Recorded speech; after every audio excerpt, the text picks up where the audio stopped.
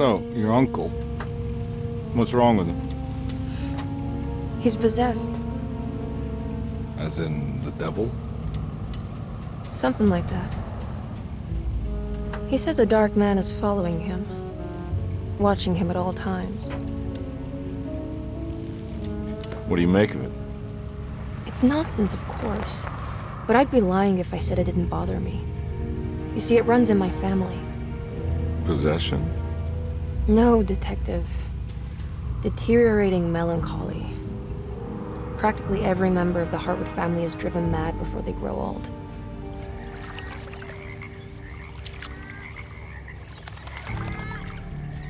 But Jeremy didn't kill himself. Is that why he's at Derceto? Despite being convinced that he is truly possessed, he decided to put his last chips on Dr. Gray and his psychoanalysis, figuring he might stumble upon some cure.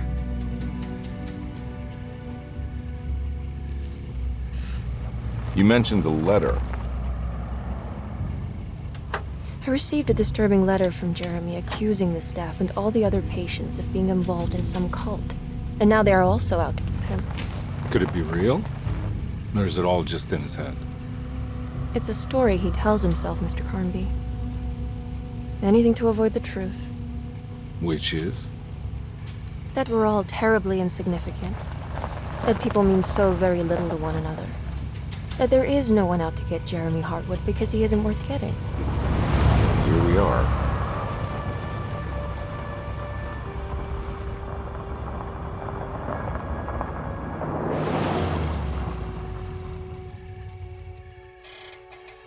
My uncle's not well, Mr. Carnby. I want to make sure he's all right. Then what's my part in this? You couldn't get a cab? I just wouldn't feel safe going alone.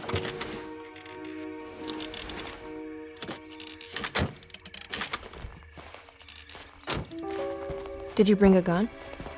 Yeah. You think it'll actually come to that? No. But you might need to wave it around depending on how agreeable the staff will be. What exactly are we gonna do when we find Jeremy? I don't know. Let's just find him first.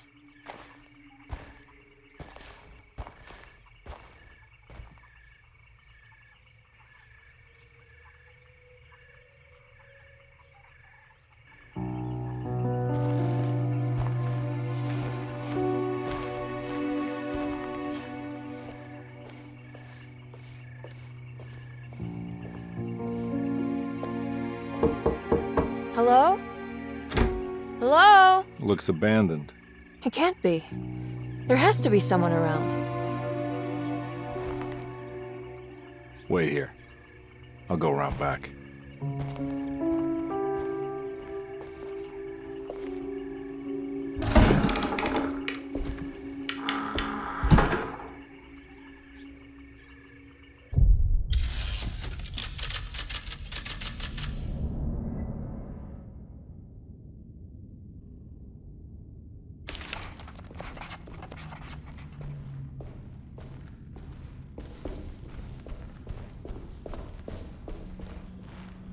Now what do we got here?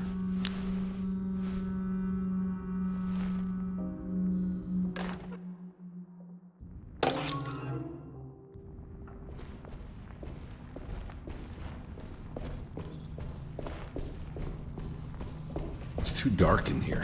I can't see anything.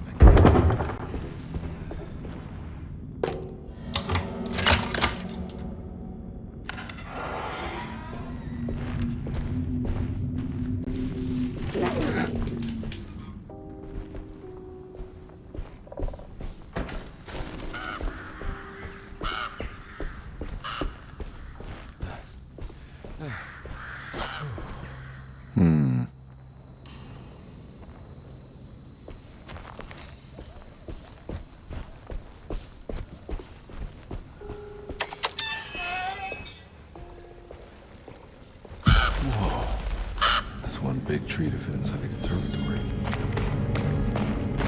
Huh? What?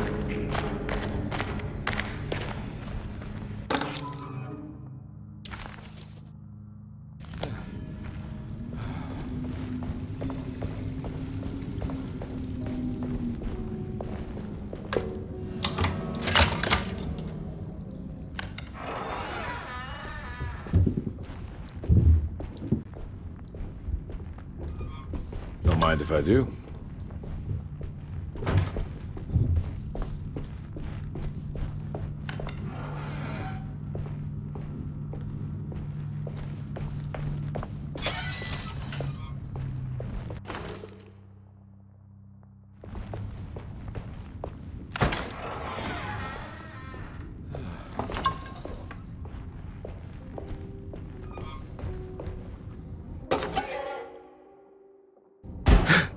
What was that?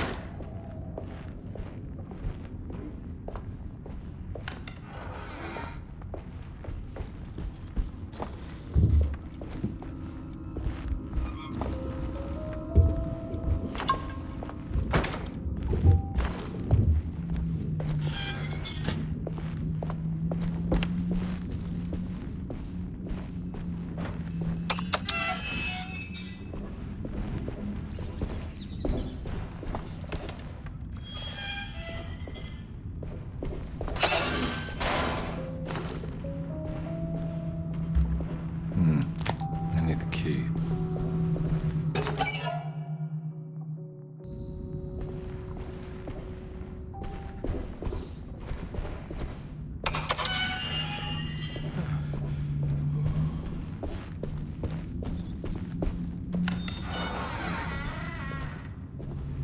Please do not touch the boiler.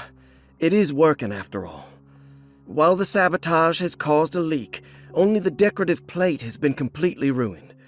Let's wait for Mr. Chance to turn up and he can take a look at the leak. Mr. Waits.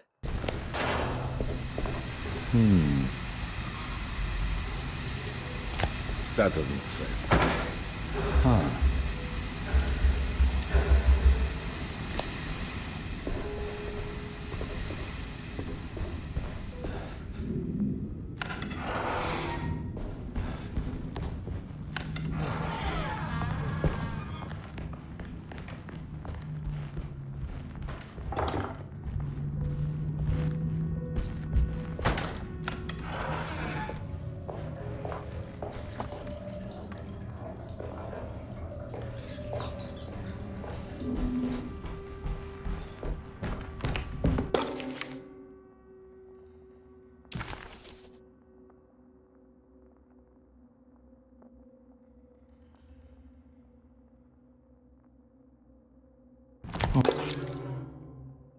Okay.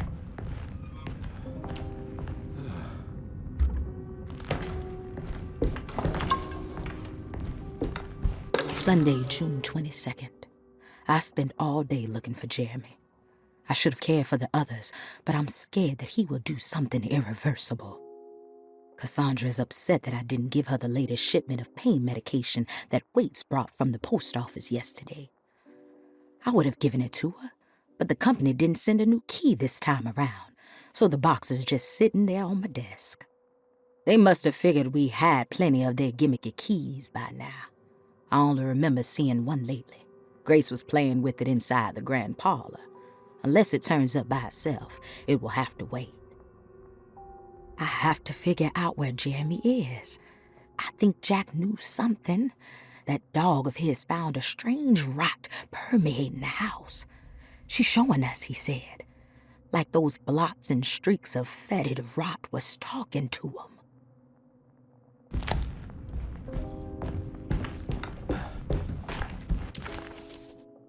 Death.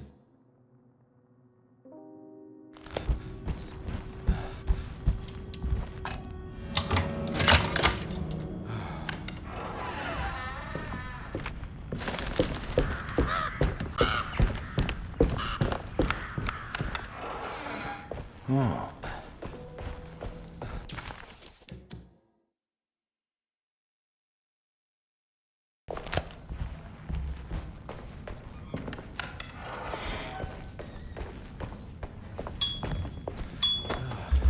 I need the key.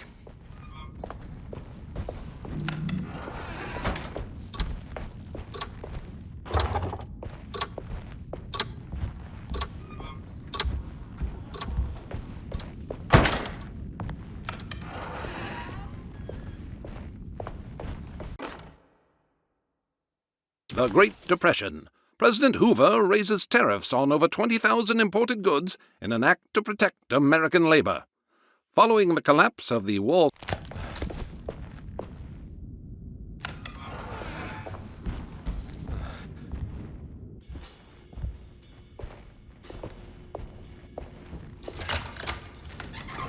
Thanks. What are you doing? Who are you? Whoa, pardon me, excuse me. My name is Edward Carnby, private investigator. I hope you don't mind we let ourselves inside. I do mind. This is private property. You can't just barge in here. I'm sorry about all this, but I'm looking for my uncle. It's urgent, and no one was answering the door. We can't hear you knocking anymore. None of us can. Who is your uncle, darling? Jeremy. Am I right? She has that Hartwood gloom, doesn't she? That's right. I'm Emily Hartwood. I just came to make sure my uncle is all right. Well, he is unavailable right now. You will have to come back another day. Unavailable how? Is he sleeping? We can wait. He's lost. Don't I know you from somewhere? Who's your man again, Miss Hartwood? My name's Edward Carnby, private investigator. Splendid. Enough! All of you! Get back to your rooms! McCarthy, keep your eyes on the child. And you two, please leave immediately. Look, we're not here to cause any trouble. Just let us see the old man, satisfy the curiosity of my client here, and we'll be off. Jeremy has gone missing. There's no need to worry, but it might be some time before he turns up. The whole staff is looking for him. What? He ran off? I don't have time for any of this. Please, come back tomorrow. All right, in that case, we'll just wait in his room. You don't mind, do you? It's upstairs, right? Wait, you can't. Don't worry, we'll be discreet. In the corridor. It's the first door on your left. I'll tell Dr. Gray you're here. Excellent. Thank you, madam.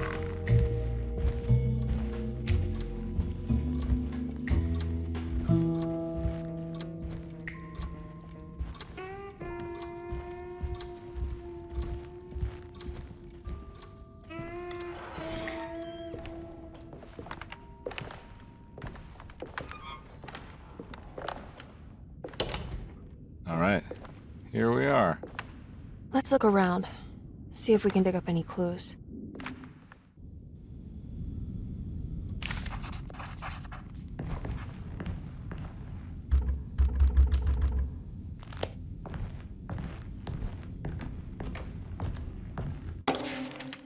Every night the dark man stands opaque at the threshold of my room, counting the days until my spirit spills out of my tired shape.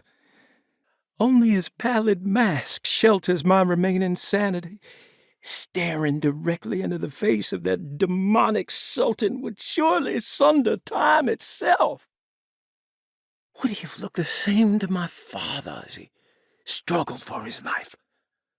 Does his veiled face haunt my niece quite the same way? I wish so that I could rest my soul in that sunburnt convent of Teruel. Would I find you there, Juan? Or Senora Perosi, back from the beyond? Every night I hide from him, moving from one misshapen memory to another. Scenes conjured out of fantasy and delirium. Places I struggle to even paint. I wish I understood your death, Senora. Is there anything I could do for you but bury you in that bleak necropolis? That triumphant chapel rising above the ledges and the oven vaults shall be your sepulchre, where you may rest, and I shall weep.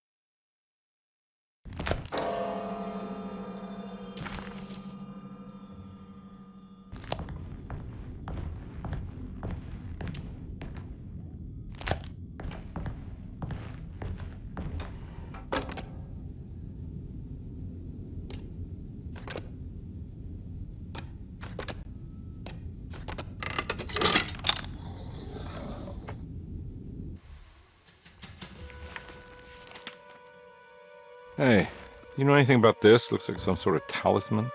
No, I don't. Oh, help me out here, will you?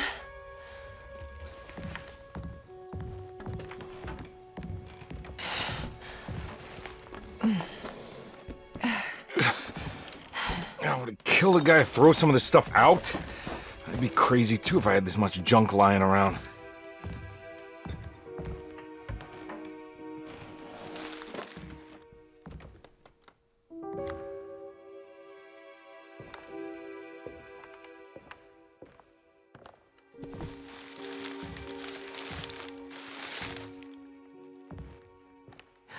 Oh, wow. That's striking. I want to save this one.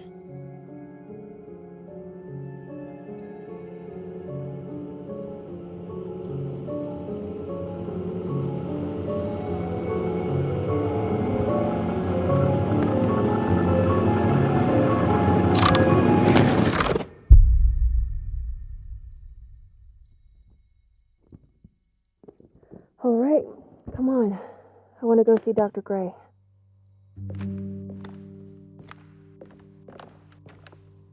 Come on, let's go. Yeah, I'm coming.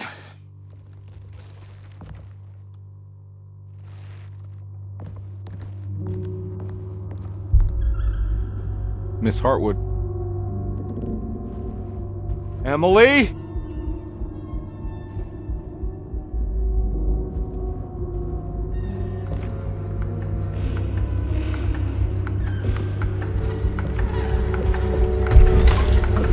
What the hell is going on? Where am I?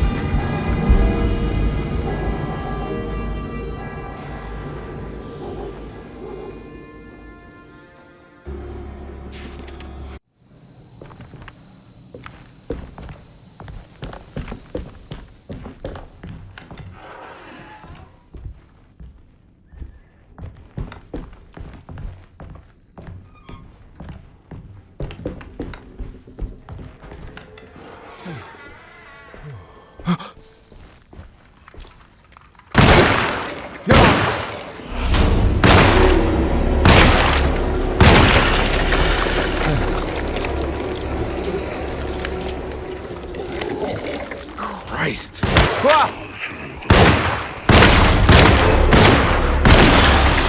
I'm all out of bullets.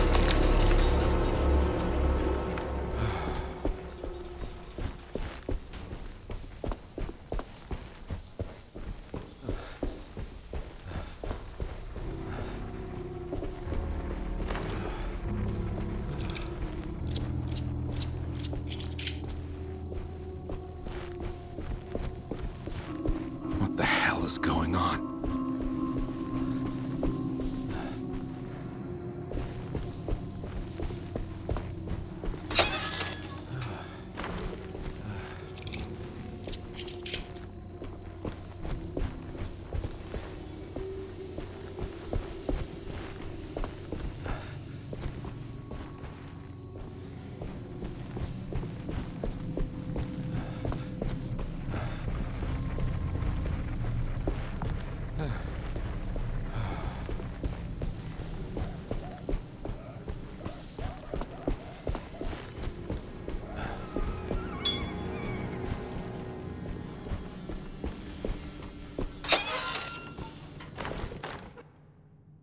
Nice.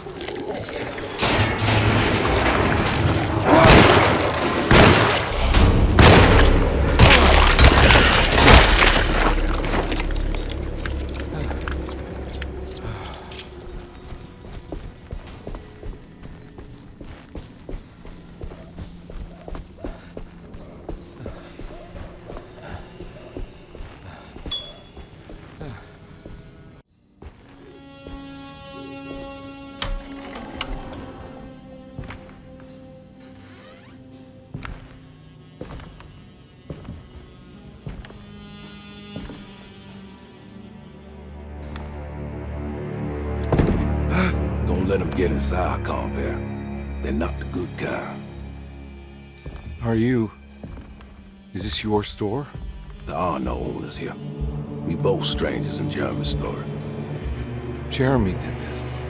How? The pact with the dog man. Jeremy warned us, but we didn't think much of it. I'm Detective Edward Carnby. I was hired by Jeremy's niece to find him. Oh, yeah? How much she paying you? $150. She's sure getting her money's worth tonight. Are you a thinking man, compare? No, not if I can help it. You know, I think Jeremy's hiding in a way we can't find him. He has this juju necklace that guides him. The talisman? That's right. It's some magic charm he got from Miss Jackson down the street. The voodoo priestess? You know surprising things, compare. Yeah, the Mama Loa. Here, take the key. I locked the gate to save her place from all the ghouls and goblins getting inside. Maybe if you go there, you can find some clues to show you the way. Thanks. I'll have a look.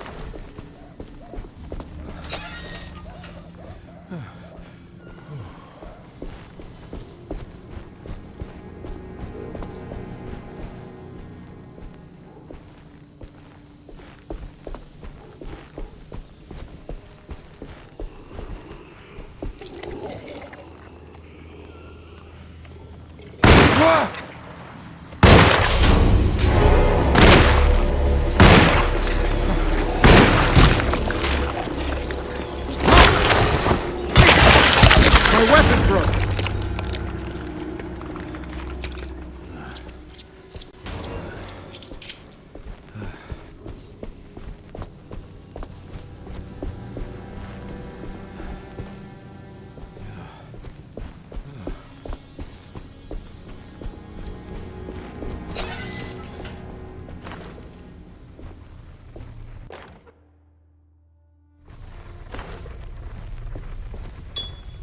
I can't go that way.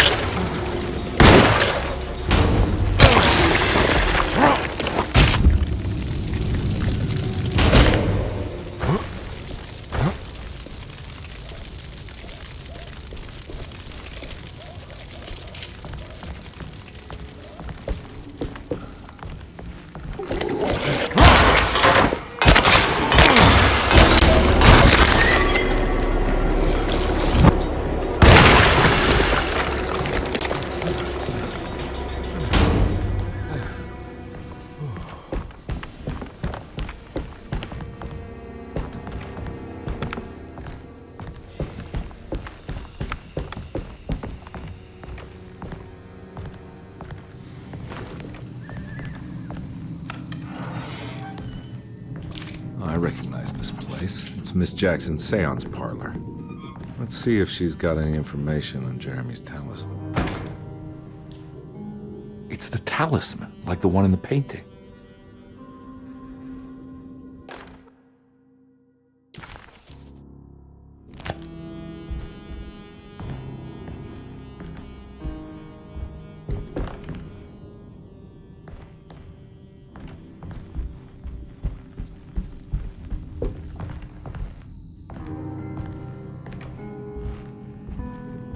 I think it's meant for the talisman.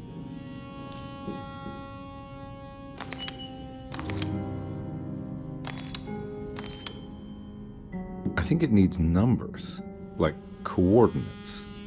Maybe there's something in Jeremy's notes.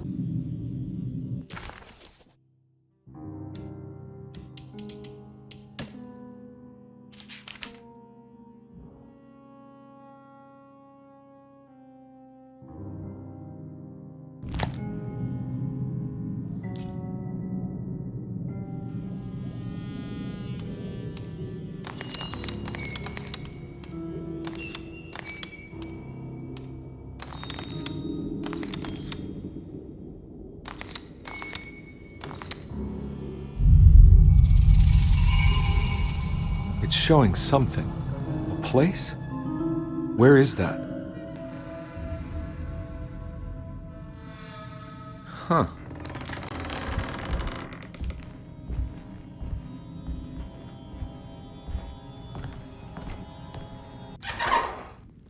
Detective, I was wondering when you were going to show up. Mrs. Thompson told me you were here. I understand you are working for Jeremy Hartwood's niece. Yeah, I guess so. I mean, you're not wrong. We came here for her uncle. I just didn't expect...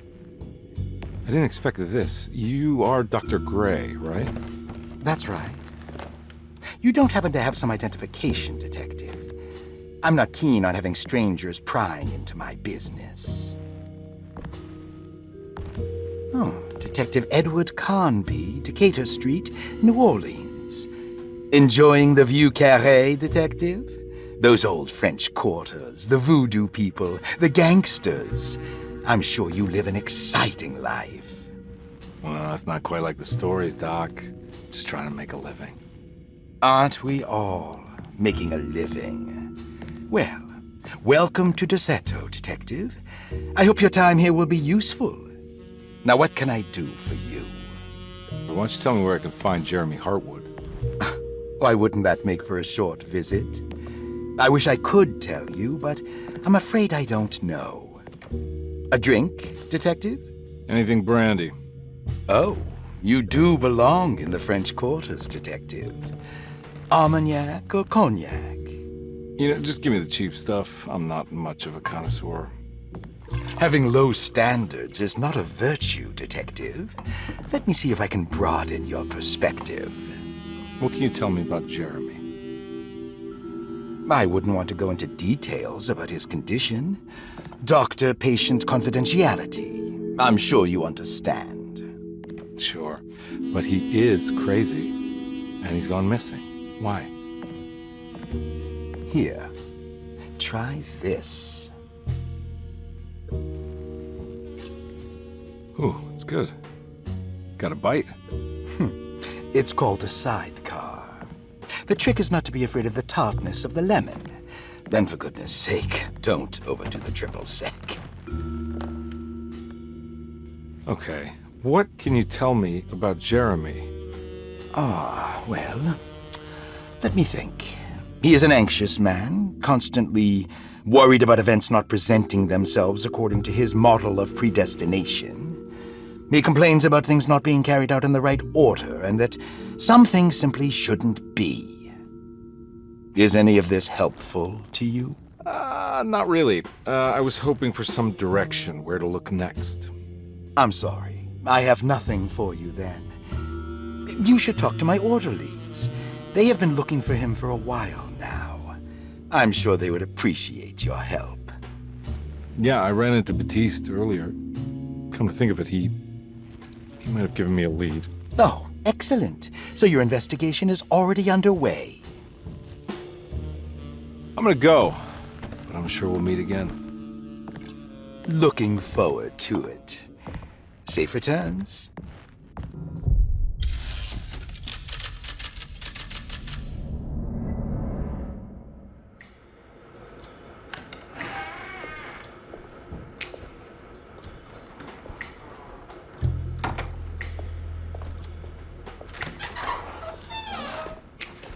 Detective Carnby, where did you go? I was just talking to Dr. Gray. You disappeared. No, it's not what you think. Have you found anything strange going on here? Yes. Everyone is being incredibly evasive, and I can't figure out why. No, I mean something you can't explain. Paranormal, even. Detective, I really need you to get yourself together. I can't do this alone. Forget it. I'll figure it out. Do you want to come see Dr. Gray? No, I want to try something. With this talisman, I think I can follow Jeremy to the place he mentioned in the book. What was the name? Do you remember something Spanish? Tarawea. Yeah, that's where I need to go. Detective, are you gonna be all right? Yeah, of course. Go talk to Dr. Gray. We'll rendezvous later.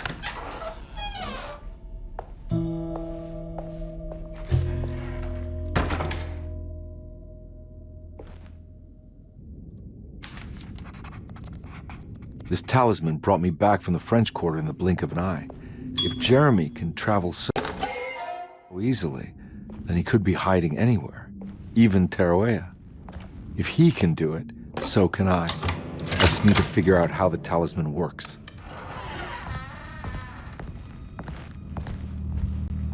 Saw your notice in the boiler room. You should know Mr. Chance won't be coming back.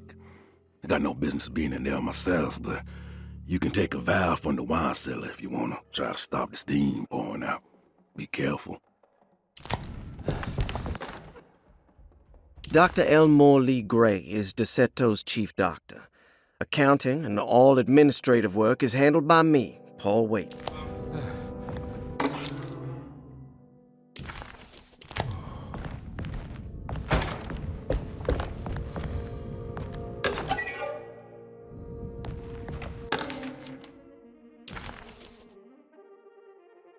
Looks like all the patients are accounted for. There's no way I can get into this thing. Better leave it alone.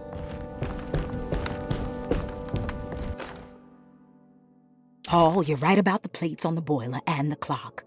They have been sabotaged, and I think I know who did it. They have something to do with Jeremy's episodes and how he seems to disappear at night. Right now, it's important that you keep an eye out for any of the pieces. I want to find out if I can repair the plates.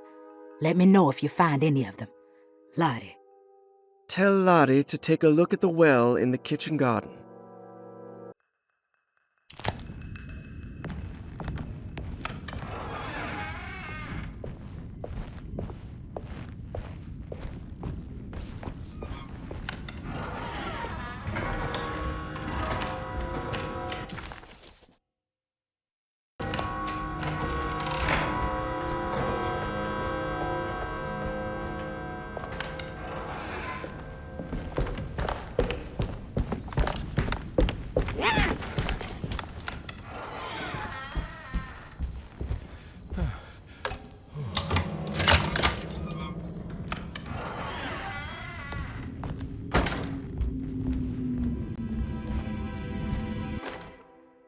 Lost Plantations of Louisiana, Thierry Briclot, 1917.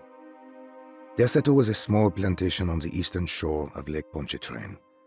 The land was considered difficult for industry and was sold for only $30 to Elijah Pickford in 1818.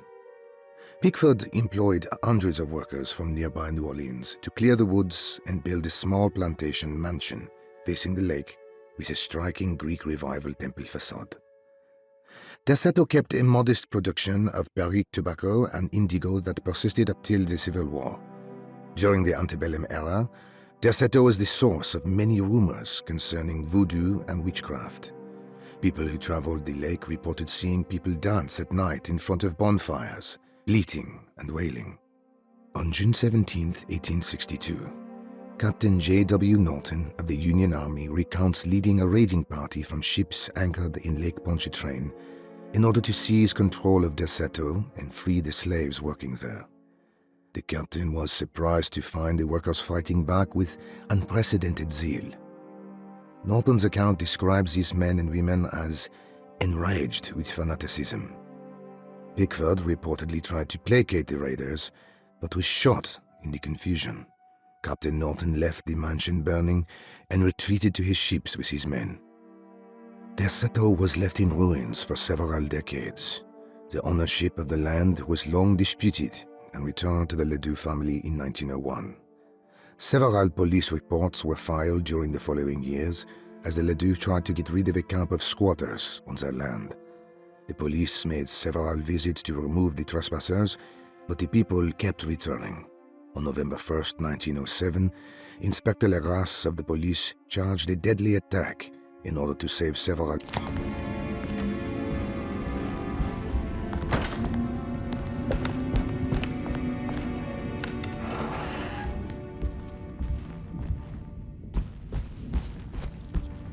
It's wedged shut.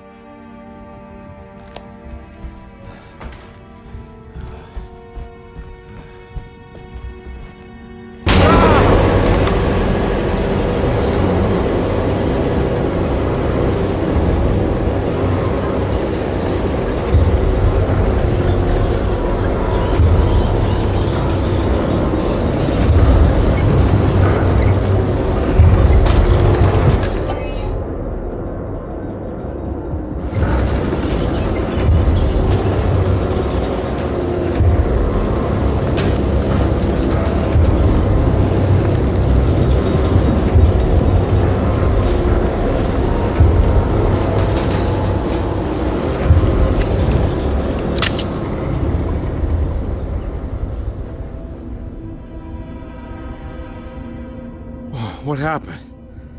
Everything's normal again? All right.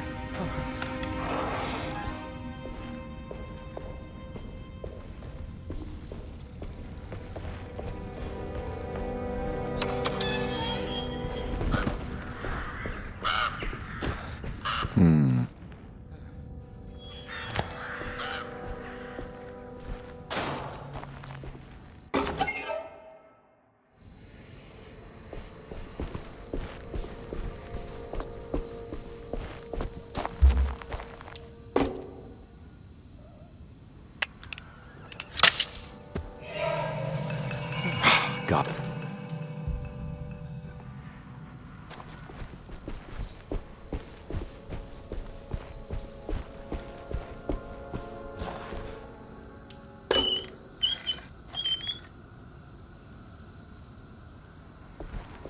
Huh.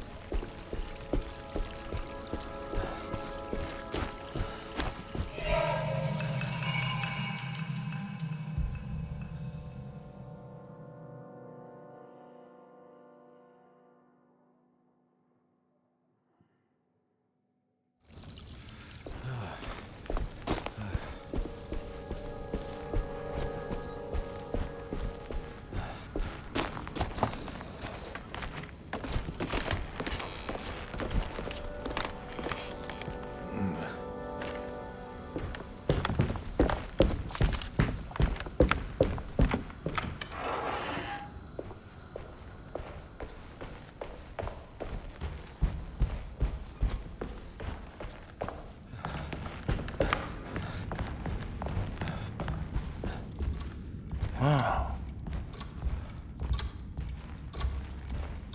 It's stained. Looks like some kind of rot. This must be the clock that Jeremy wrote about in the commonplace book. Huh. Looks like the plate that held the talisman in the seance room. But it's broken and missing some pieces.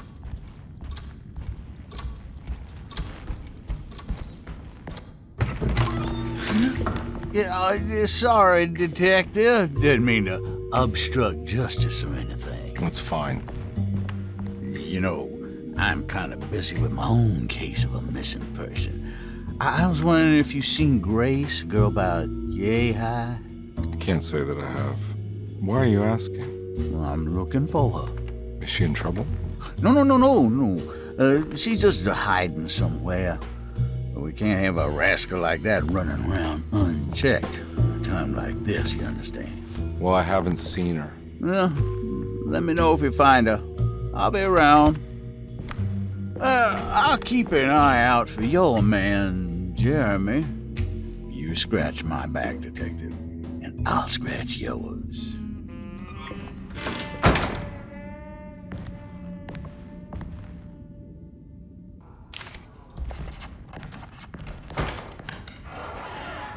Looks like everything's back to normal here.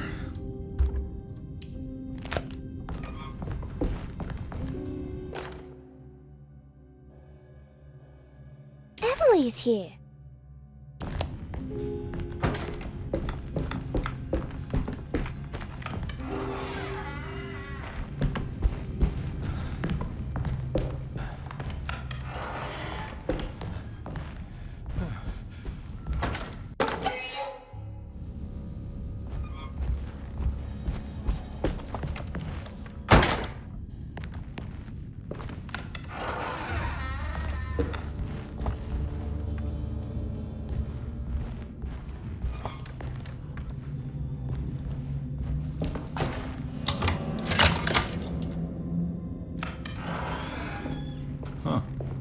Eccentric.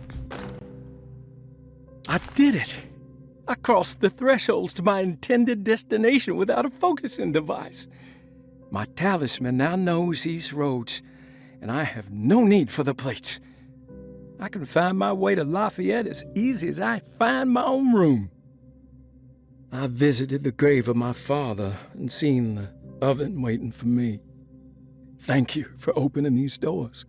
I now must summon my courage and go back to that hateful mound outside the oil rig. I hope you'll be feeling better when I return. Jeremy.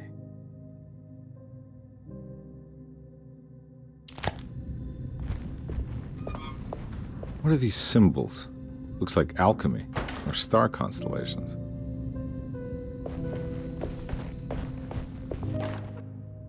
Will I need to remember how to get them out again? They are locked up for good reason. I am sure she is still able to whisper the answer in the ears of the wrong people. But not for long. I will see her burned soon enough. That black goat will be sacrificed to put an end to it all. Then it will all be over. No more Derceto, and sadly, no Astarte. Those good pirates of Pontchartrain. May you still sail the lake, until you find the shores of Hali. The Astarte Artist Colony. I remember hearing about their disappearance. Must have been 15 years or more now.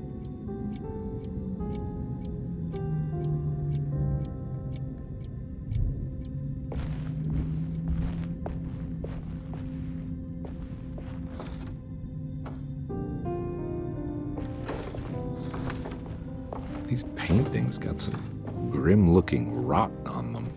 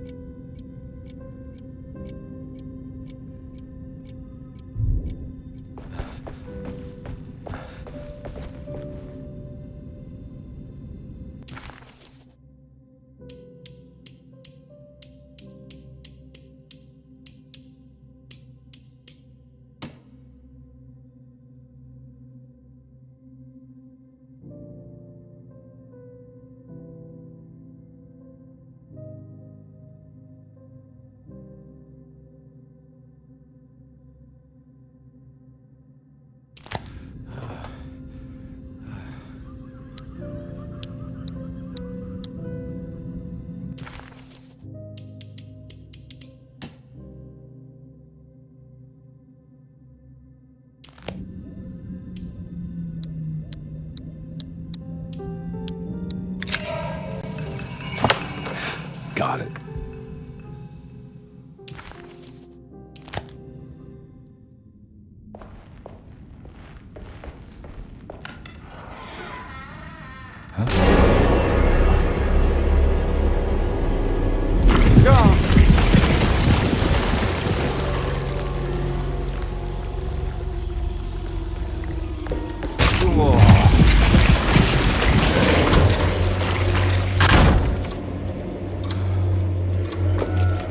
think I've seen this somewhere. What the hell is going on?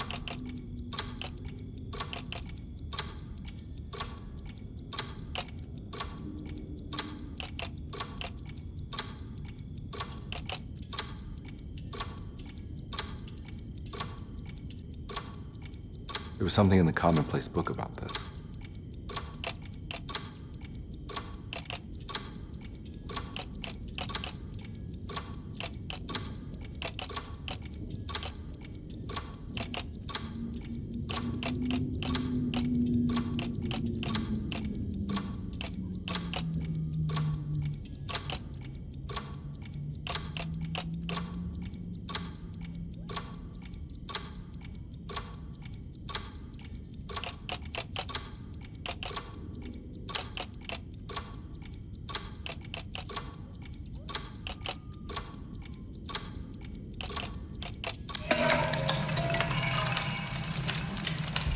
I think the clock broke. Or maybe it just stopped at a very precise place.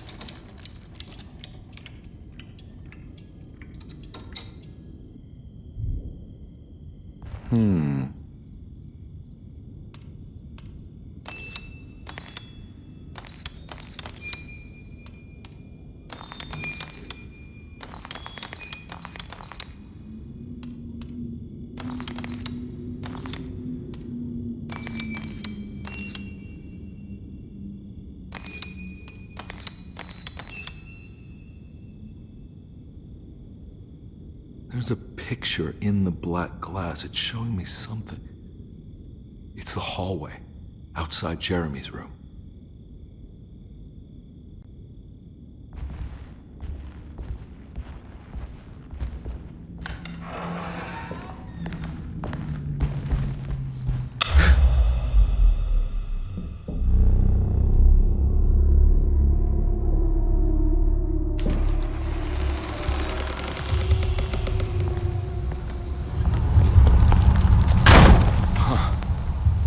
Made it. I entered another one of Jeremy's memories. Ugh.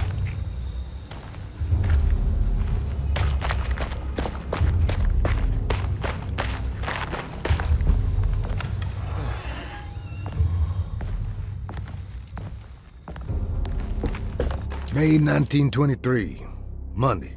All okay, ready for delivery. Maintenance. Oil pump must be serviced. Any tampering causes large spills unless properly forestalled. Tuesday. Shipment delayed but delivered. Maintenance. Service bridge close to broken. Wednesday. Prospectors reluctantly agreed to show the burial mound to Mr. Hartwood, a painter, who read about our finds in the papers. He means to return tomorrow and try to find a way inside. Thursday. Mr. Hartwood's efforts delayed. I need the key.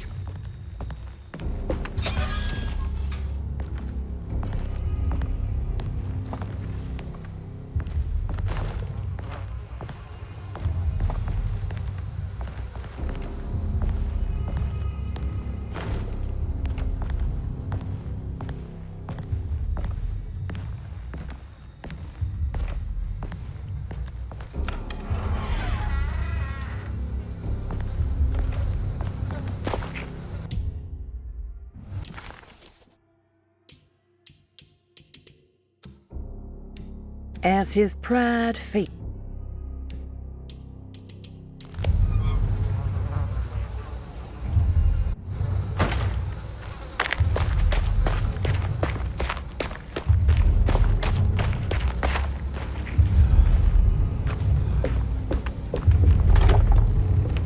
Locked.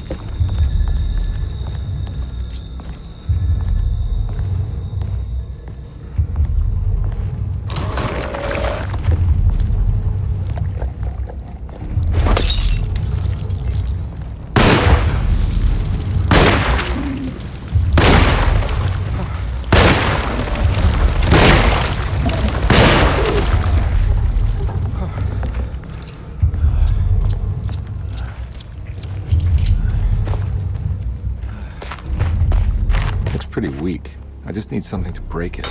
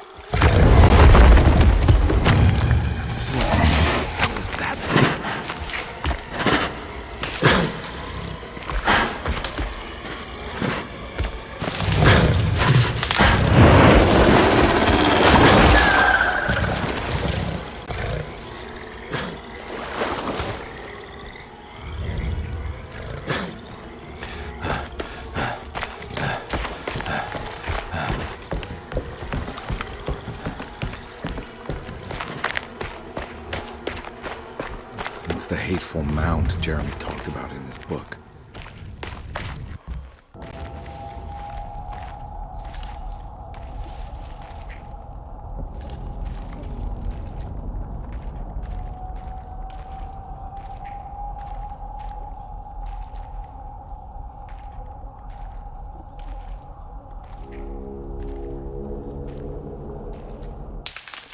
Don't come any closer. I'm armed. Get that thing out of my face. Who are you? What are you doing here? I'm just a detective trying to find something called Teruea. You're after Jeremy too? Why? I'm working for his niece. She wants to make sure he's alright. He might be unharmed, but far from alright. He's a curse upon Derceto. Here we go again. Quiet!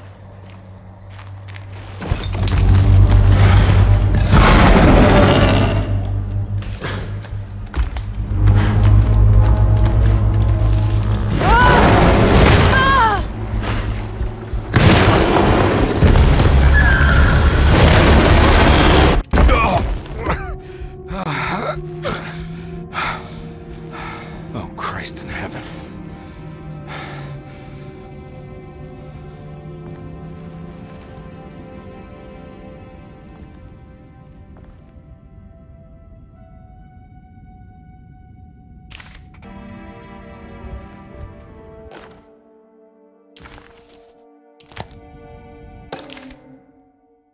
Reflections on the Power of the Verb in Certain Texts by Juan Luis Jorge. To act is in itself divine. Even the slightest movement of our hand is evidence of our soul in motion. Yet our free will is so easily overwhelmed by the... It's wedged shut. It worked.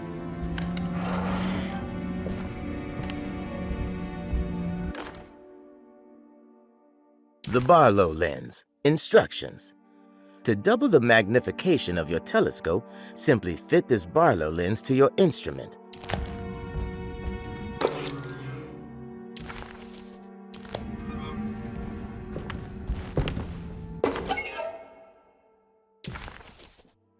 What's this?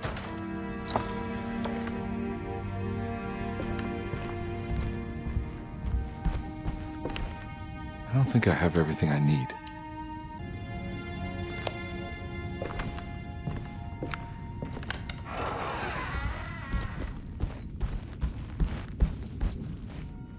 Now we're talking.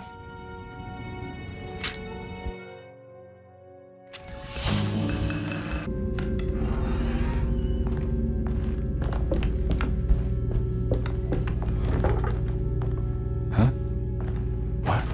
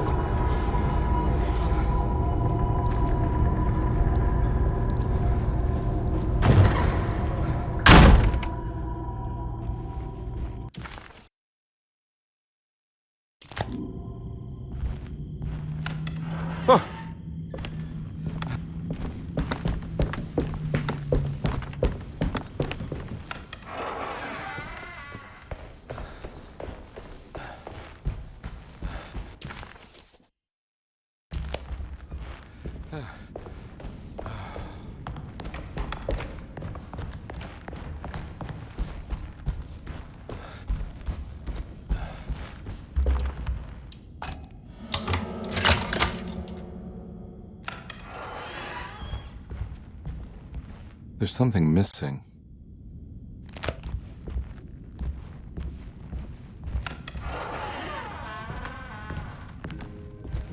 This must be... Don't you worry, Grace. Go play your game, bleat and bellow with the others. I won't be jealous. There will be more, Master. That kid's room. Why does she seem so familiar? Huh.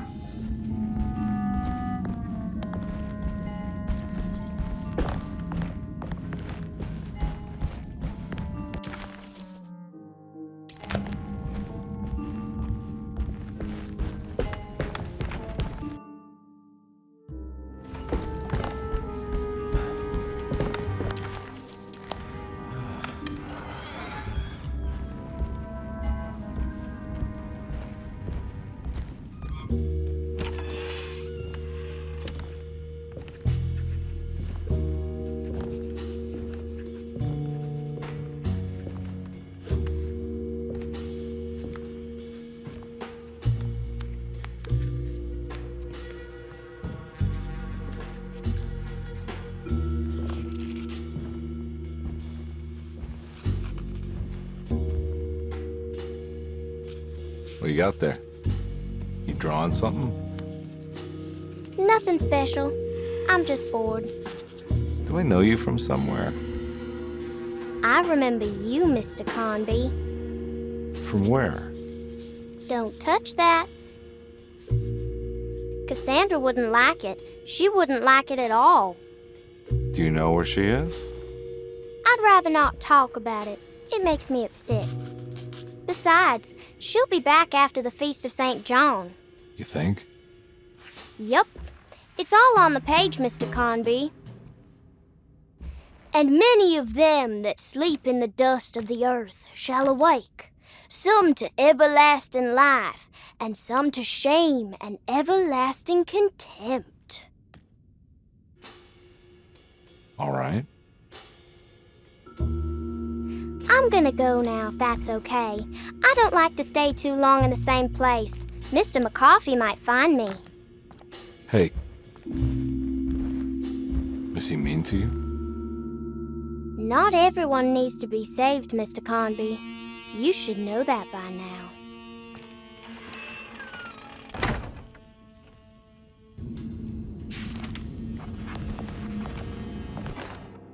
Miss Beauregard, I picked up your medicine at the post office today.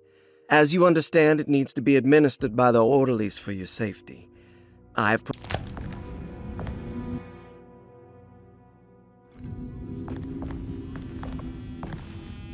So this is where Cassandra Beauregard ended up. For some reason, I thought she died years ago.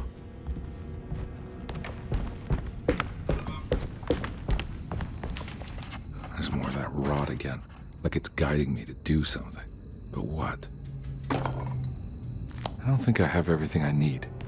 If I find the full set of bottles, then maybe I can make something out of the stains of rot.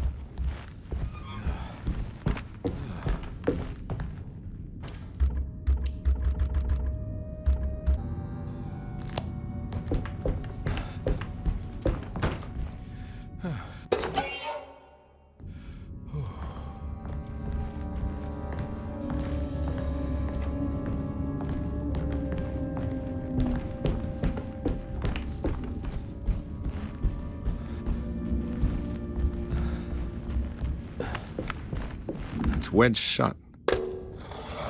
It worked.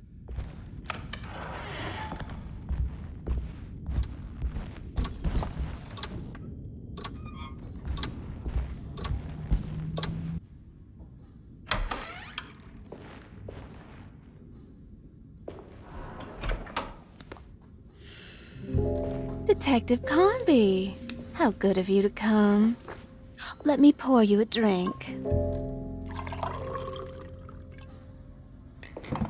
What happened here? This place looks like it was hit by a bomb. Welcome to the madhouse, Detective. Thanks. Did the ceiling just collapse? I heard it was something in the attic. Something that was supposed to happen but didn't.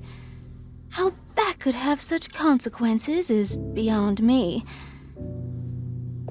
The truth is, I don't know why the room looks like this. But I bet your friend Jeremy does. You know where I could find him? Oh, somewhere in his past, I suppose.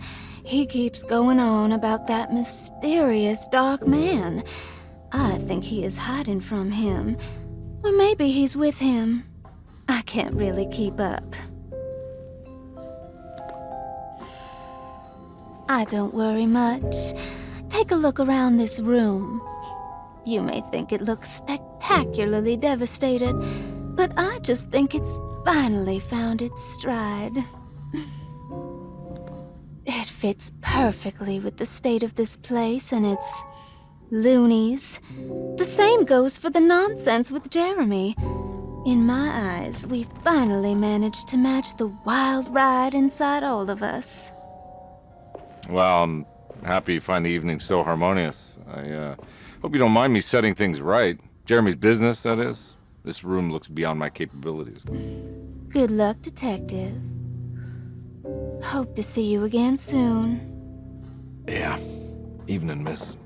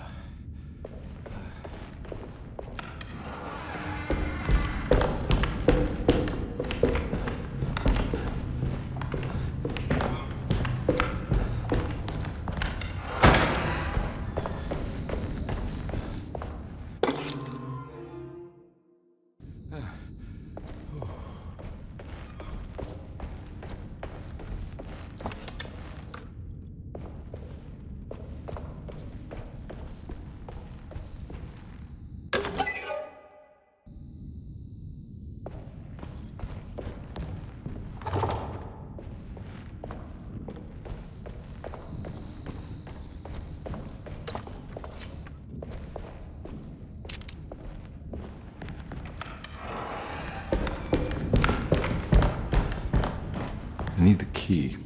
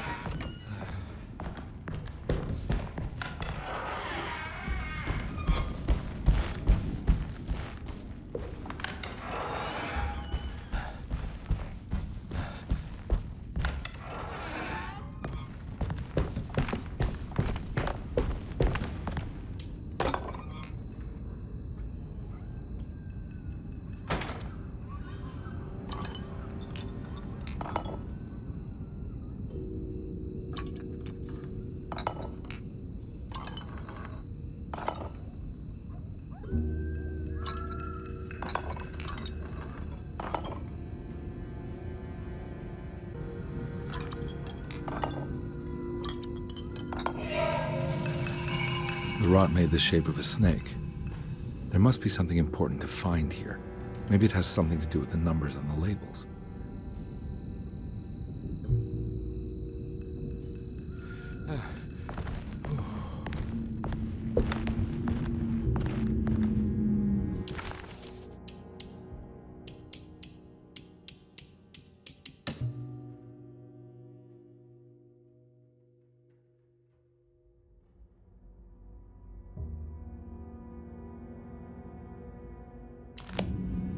It's another one of those strange padlocks.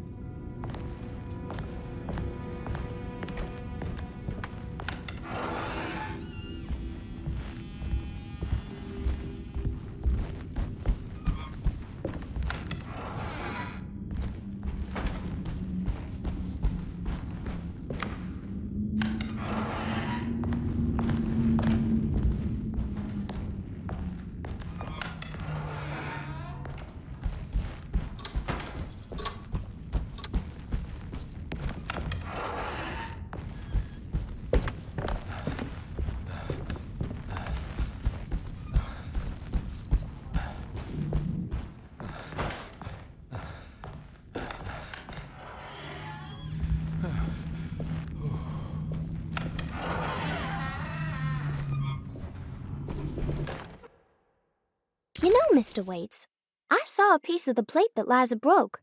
I think she's been hiding them. She's not very good at it. She just chucked it into the little room with all the tools behind.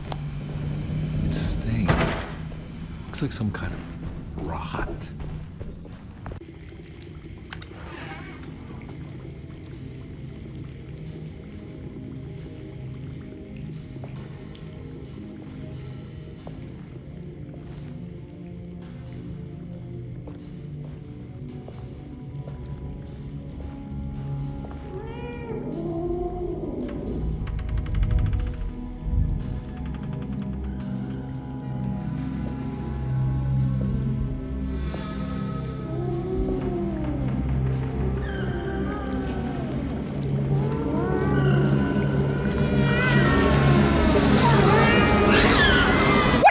In my kitchen.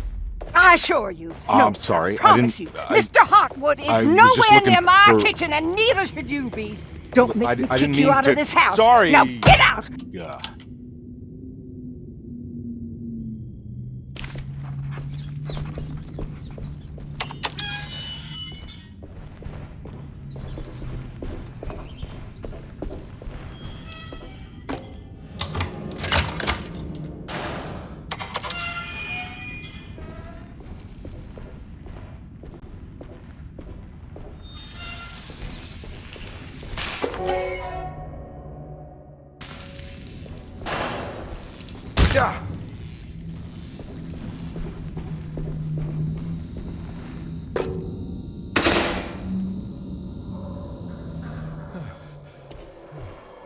It worked.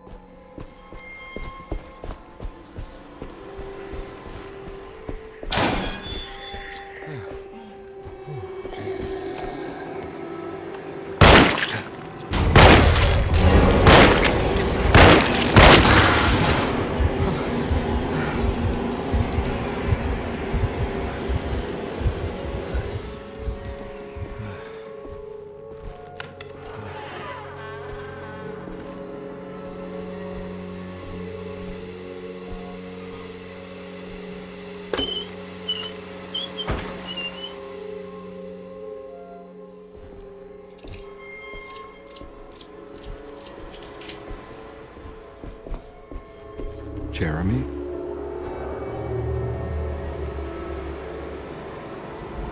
What the hell is going on here?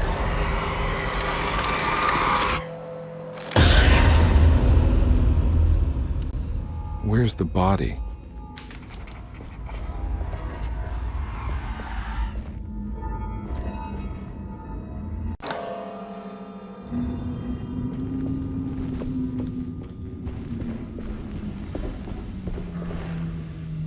It's another plate for the talisman.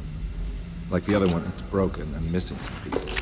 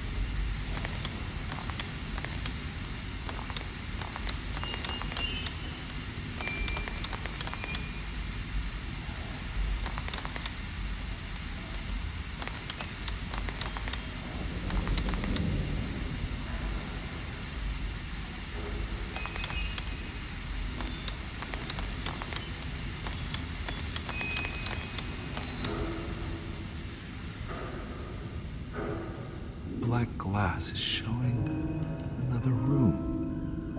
Must be a way to another one of Jeremy's memories.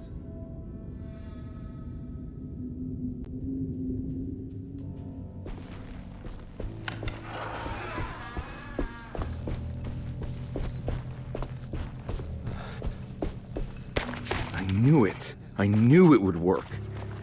You're getting good at this, Carnby. Maybe a little too good at this.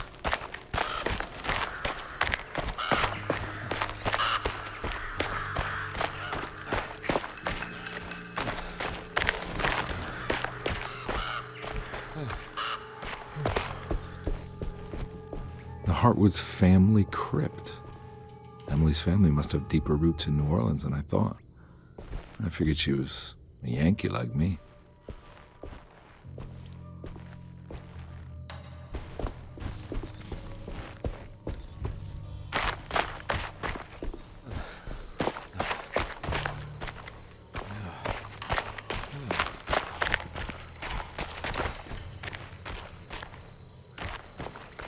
There's something missing.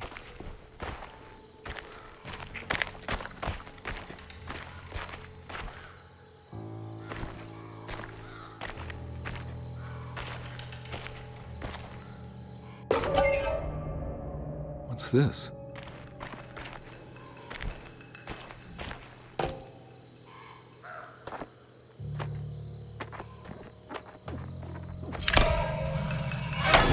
Got it.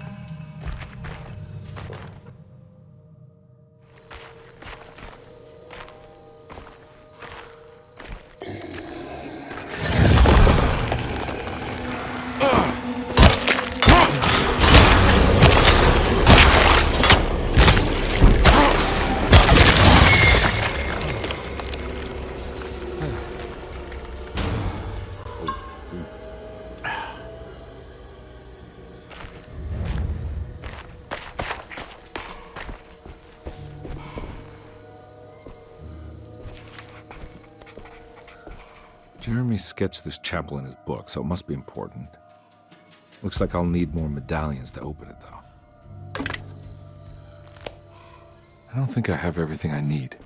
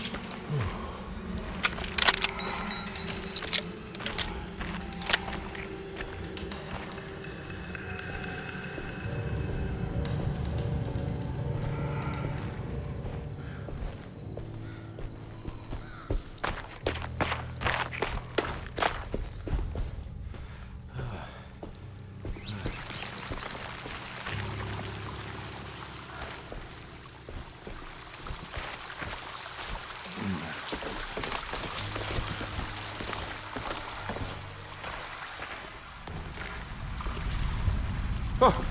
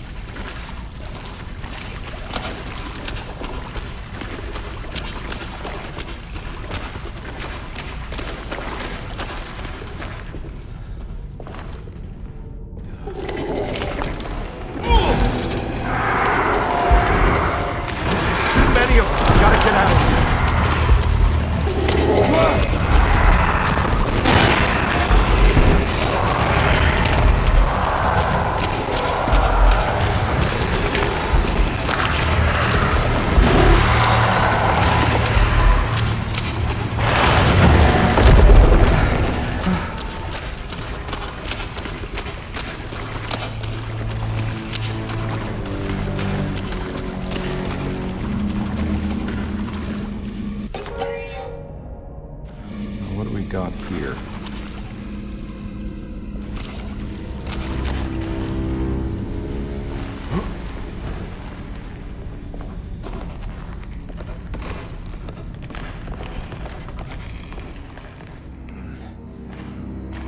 Thank God that's over.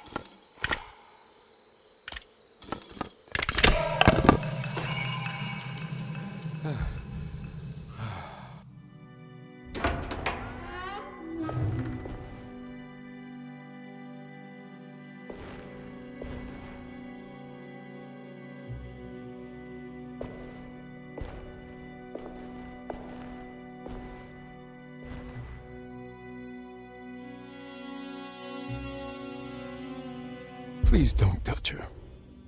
Jeremy. What are you doing here? Everyone's looking for you. I know, it's all a big mess. No one understands. I'm just trying to keep evil at bay. Just for a little while longer. You've got to come back with me. Your niece is waiting at Derceto. Emily? Why would you... My letter. Keep making it worse. What is going on, Jeremy? How is any of this happening? I made a terrible promise with someone. The Dark Man. Who is he? No, don't say his name. He can hear us. He's always listening.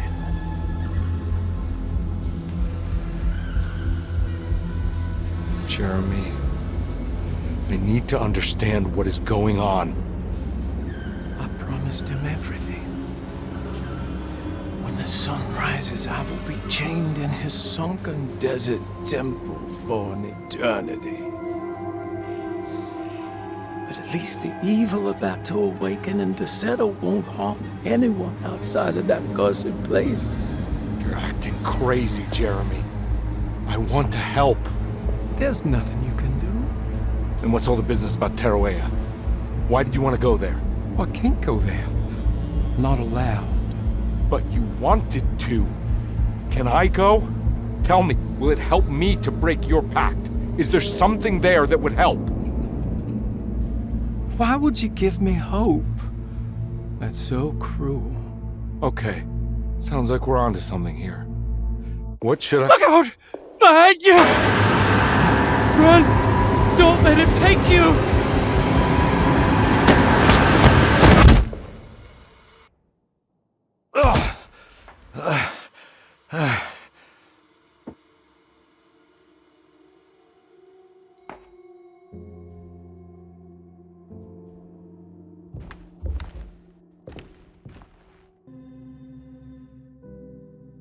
I've seen so many strange occurrences lately. Memories explode into existence and then burn out like tired glass bulb filaments. Dreamscapes crash down from the stars and sink into the sea. Doors that lead to nowhere and absolutely everywhere at once. With all this reverie, I want to think there's a chance that you found a way to remain alive in some way I cannot fathom. Just like I've learned to navigate with my talisman, maybe you, with all your knowledge, you somehow knew a way to find me again, perhaps in Terroria. All my love, Jeremy.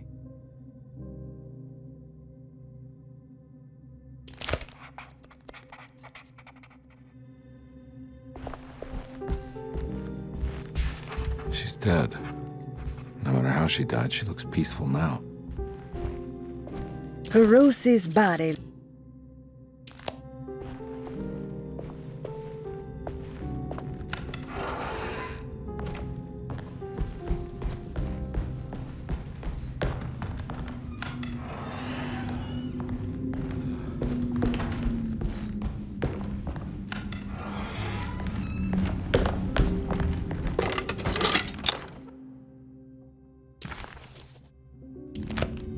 Telescope lens.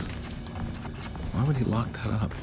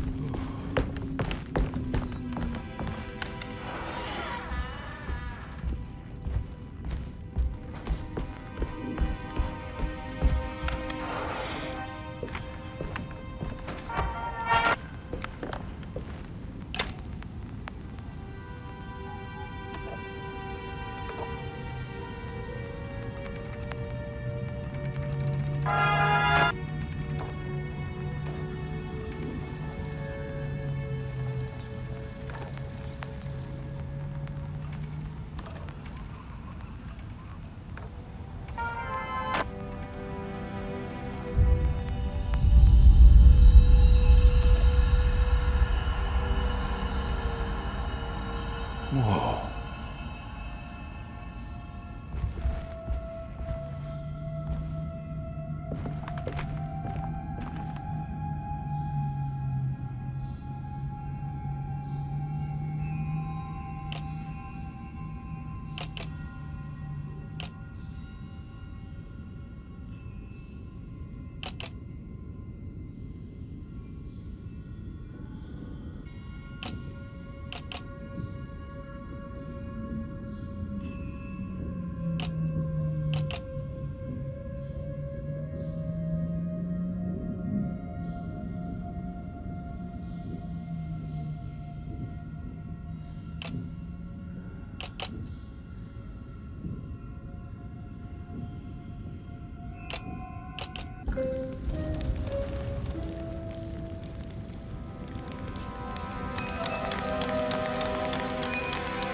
Whoa, what's going on?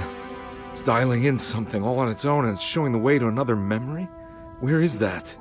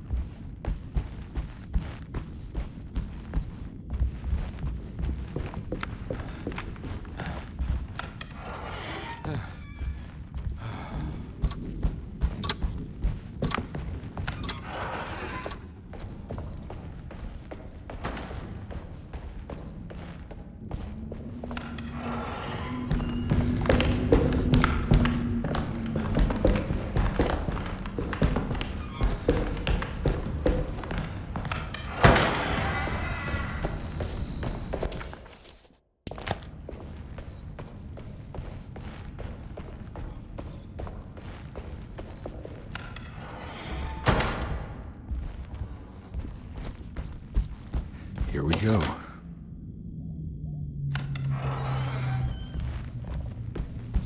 Ugh. There's more of that aggressive rot.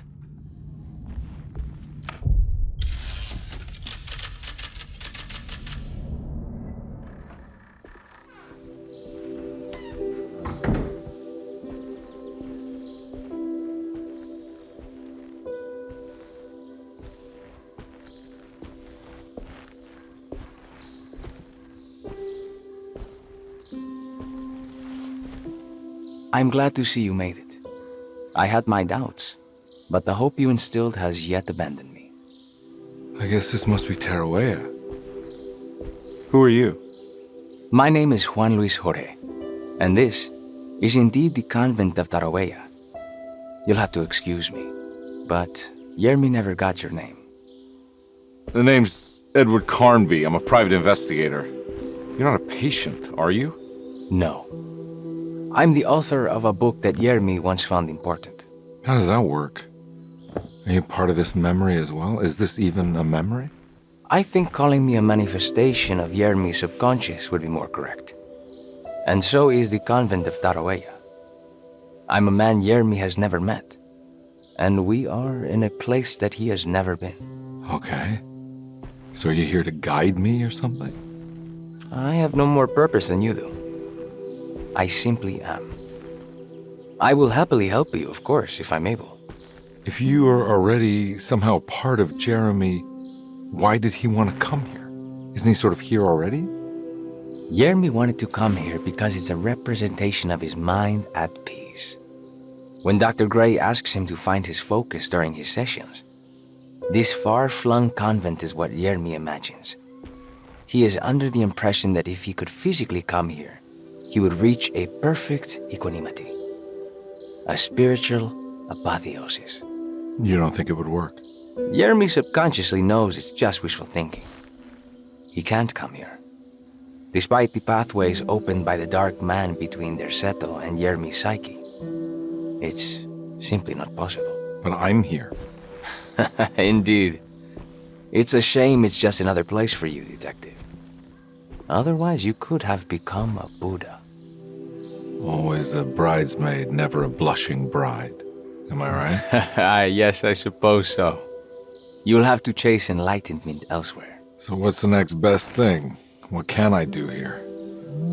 You should seek out the convent library and try to find the truth about Jeremy's relationship with the Dark Man. It's the sort of knowledge he represses and is unable to reflect on. Will it tell me how to break the pact? Perhaps. At least you'll have something to confront Jeremy with. Wait, why can't you just tell me? I don't know such things. You'd be better off consulting the texts of Dr. Freud if you want such answers. No thanks, I hate shrinks. There is another thing you should know about the library. He is here as well. The Dark Man has been working his way through the text for a long time. He's here? How am I supposed to get past him? Be careful, Detective. Oh, jeez, just perfect.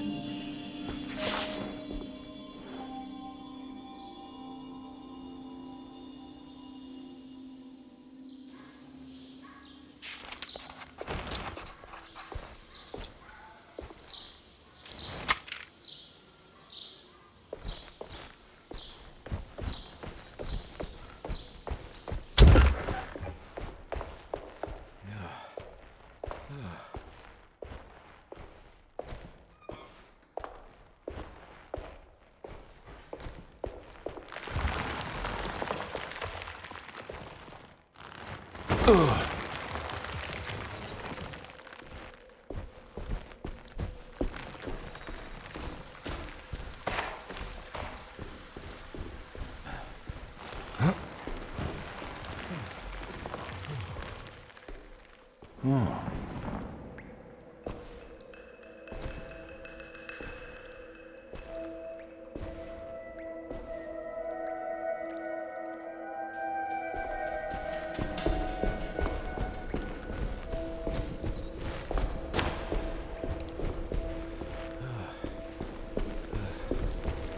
There's something missing.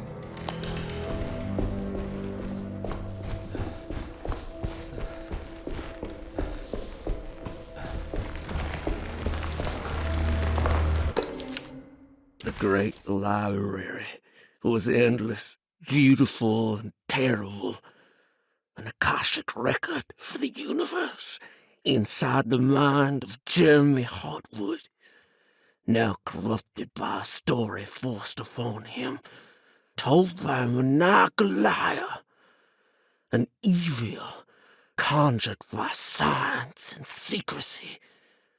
I will suspend a room and lock away the foundation of his character.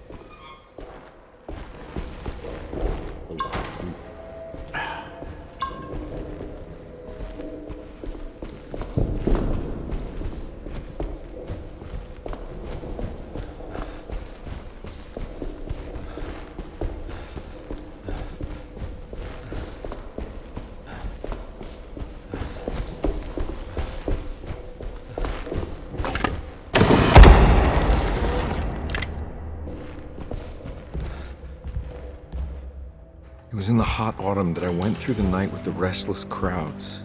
He was a kind of itinerant showman who held forth in public halls and aroused widespread fear.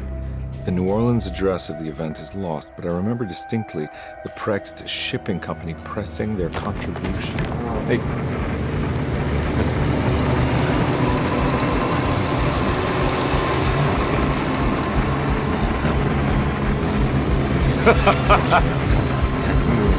My name is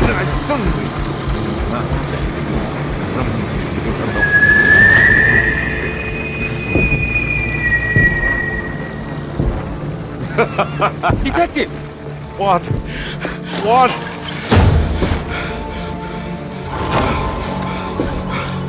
I hope you found what you were looking for. I fear there is no hope.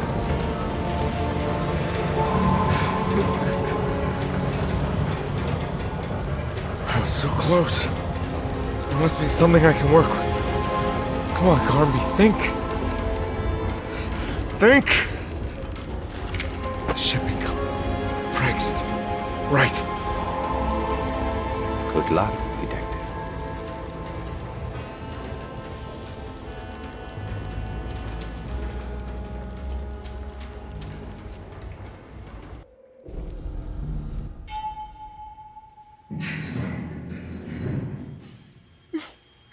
Well, thank God you're here, Detective. Sitting all alone in a place like this? I'd never live it down if the papers got wind of it. Hey. Ruth, right? Oh, don't pretend you don't know. I'm sure you have a whole file on me by now, Detective. I suppose we weren't formally introduced. I'm Ruth Talon. Miss Ruth Talon, in case you're wondering. Edward Carnby. Enchanté. Are you sure? I had too many already. Nice. It's good. I know. I have great taste, Detective. I heard you're trying to break Jeremy's promise to the Dark Man. Yeah. Do you know anything about that kind of stuff? No, but it makes you wonder. If he made a promise, can't he simply stand by his words?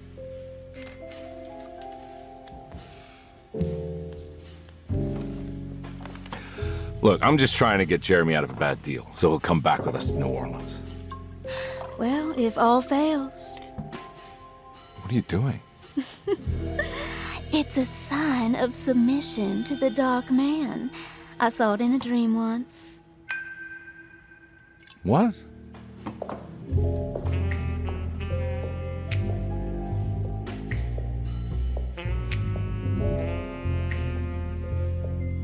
You don't know the Prext Shipping Company by any chance? I do. They made big money during the war. Their waterfront office is just over there. How did you do that? Do what, Detective? Bonne chance. Hey, have you seen Emily Hartwood anywhere? Are you trying to make me jealous, Detective? No, I haven't seen your doll anywhere.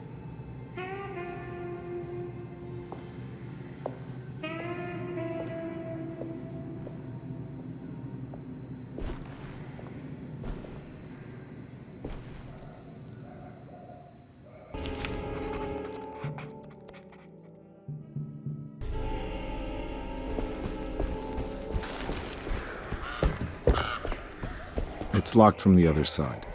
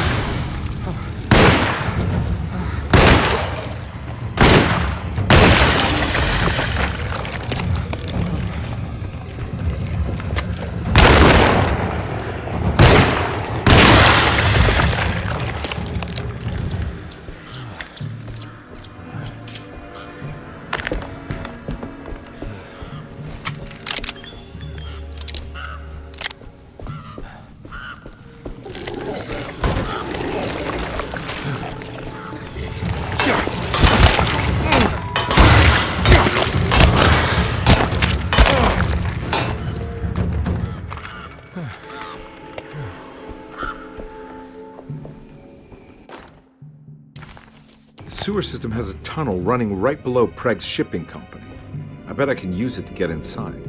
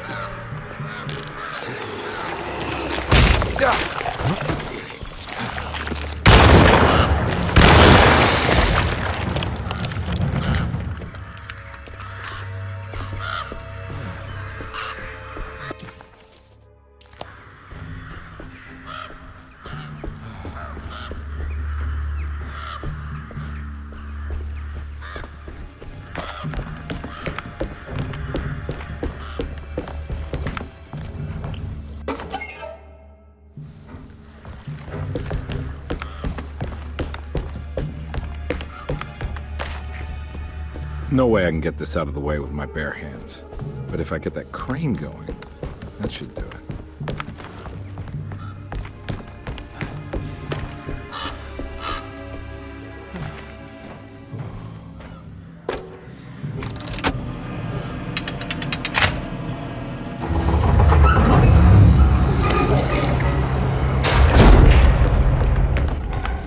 Hold on.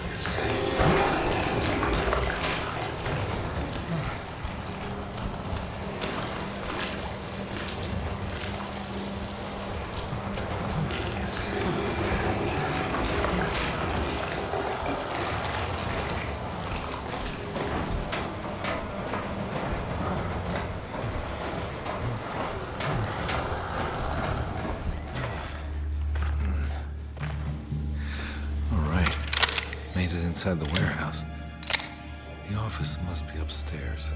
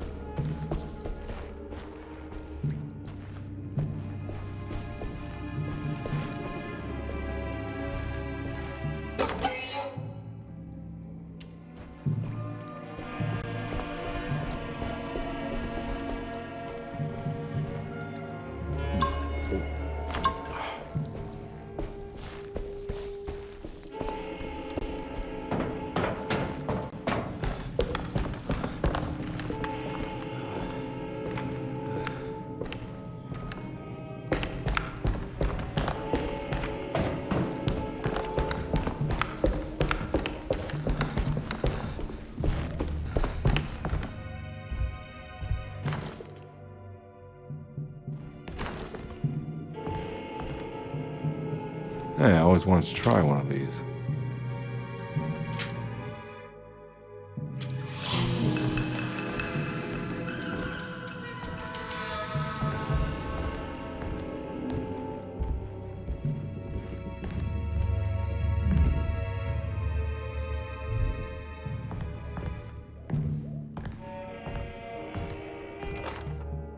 Our ship was raided while in dock. All of his things were recovered, but blood was shed. Several men were carried into the Mississippi River and drowned by ones who live in the deep.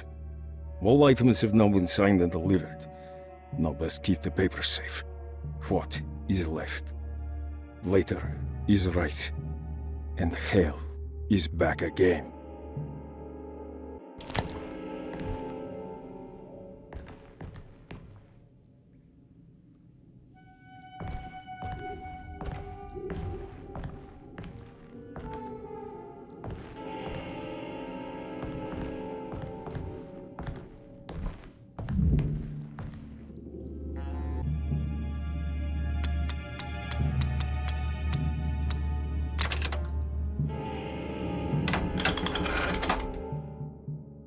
Cargo Manifesto, September 19th, 1892.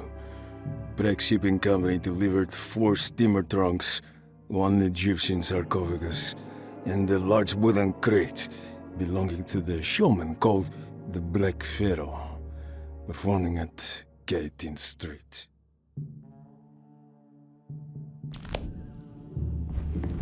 Here we go. The address where Jeremy first encountered the Dark Man.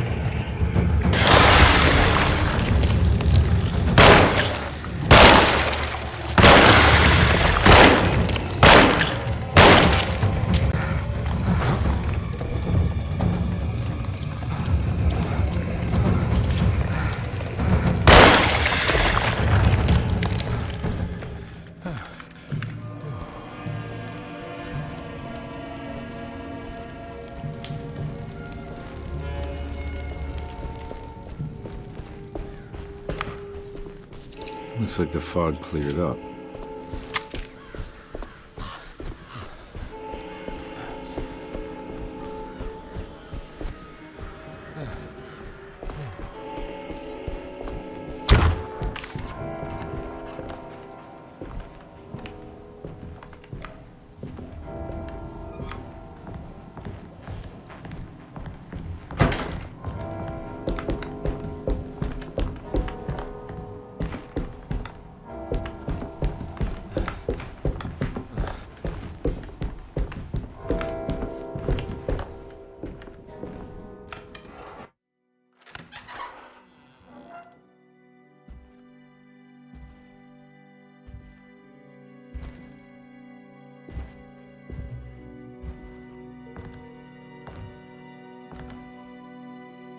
You want to tell me what this is all about? Welcome, Detective, to the greatest show this side of the Mississippi. Nyarlathotep, the Black Pharaoh, the ancient magician who lived 1,000 lives and wore 1,000 masks. I can see why you settled on calling him the Dark Man. Saves your breath. So, you got scared by a stage magician, and now he's living inside your head. You can mock me, Detective, but you would be the crazy one to think his presence can be ignored. Look where we are!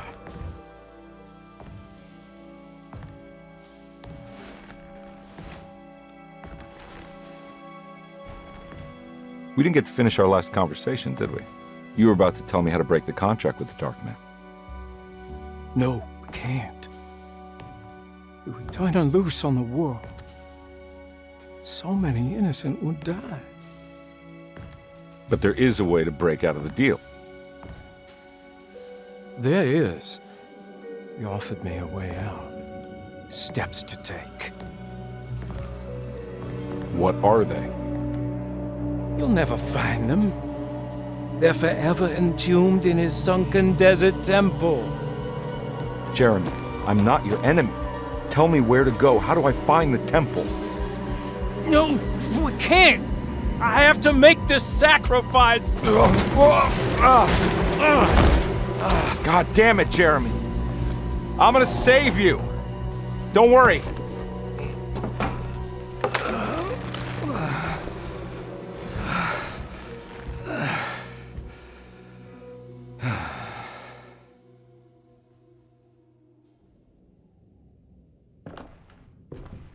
How do you save someone who doesn't want to be saved?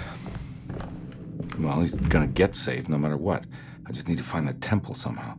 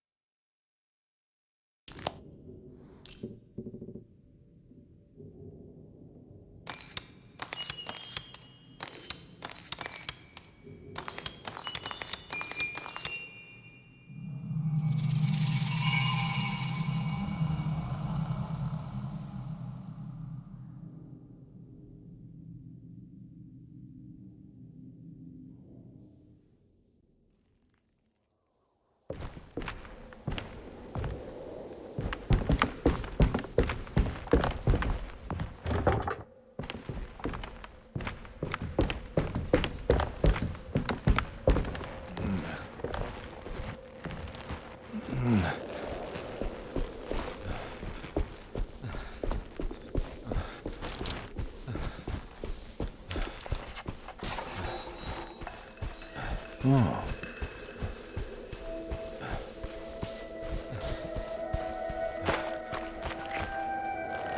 Ugh.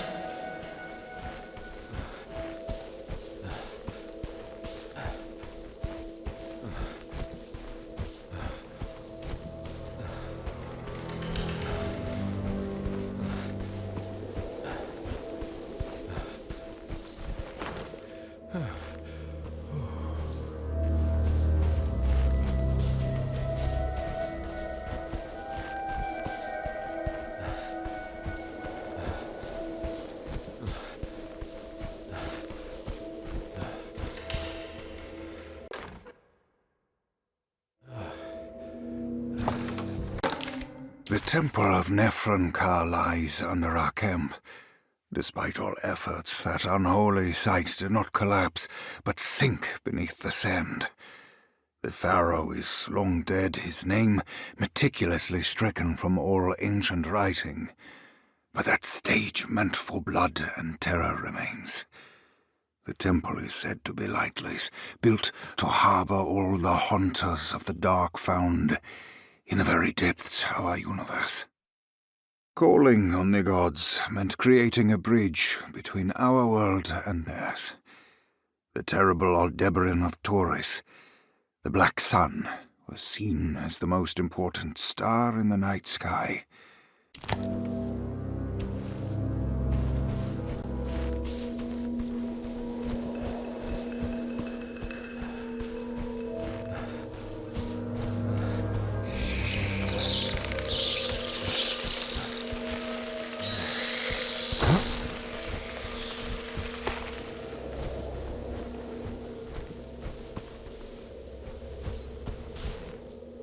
Here we go. A sunken desert temple. I better get down there.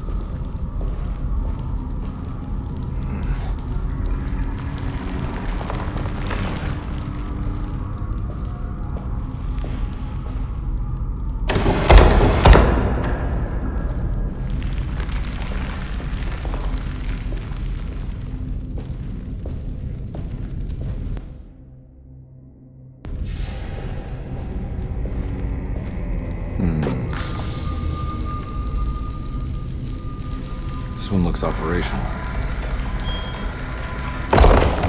Good work.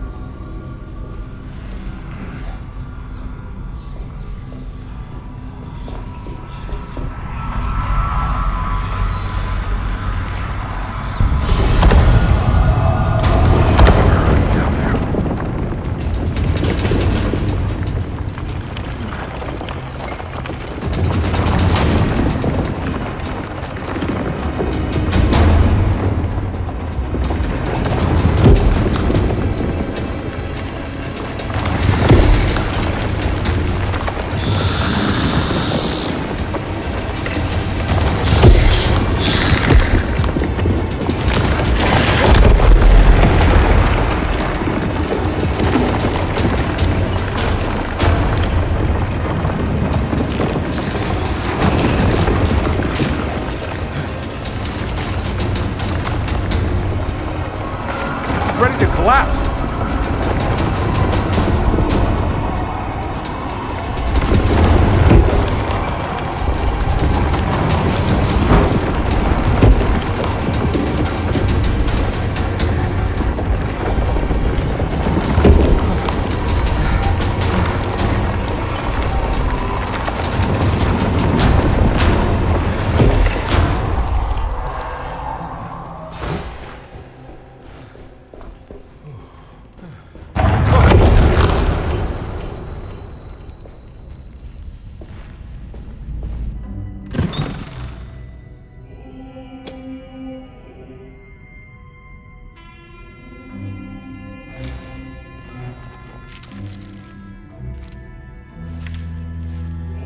Acknowledge psychological trauma, break through barriers of self-deceit, temperamental behavior.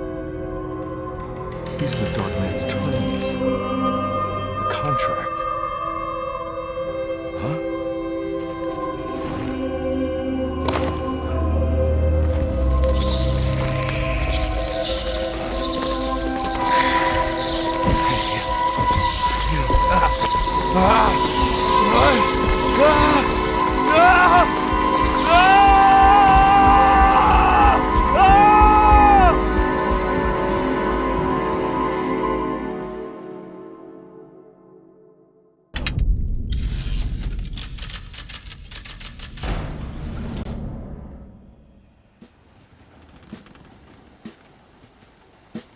Hey. Hey, detective?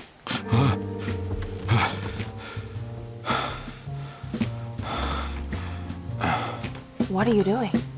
Oh, I found something. Great. Was it alcohol? God, no, I just got the wind knocked out of me. I think I know how to break the contract with the Dark Man. What exactly does that mean? Everything going back to normal. All right. I found some more information on Derceto and the patients. There are some seriously strange things going on here. I'm pretty sure 2 of the patients are dead, and maybe even the clerk. Oh, yeah. I kind of just gave up on worrying about that. Well, just keep your eyes open, I suppose. What were you doing again?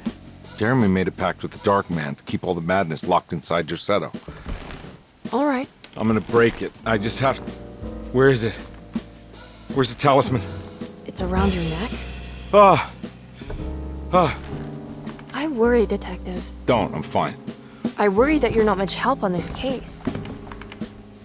At least you're a good distraction. Trust me. You're getting your money's worth.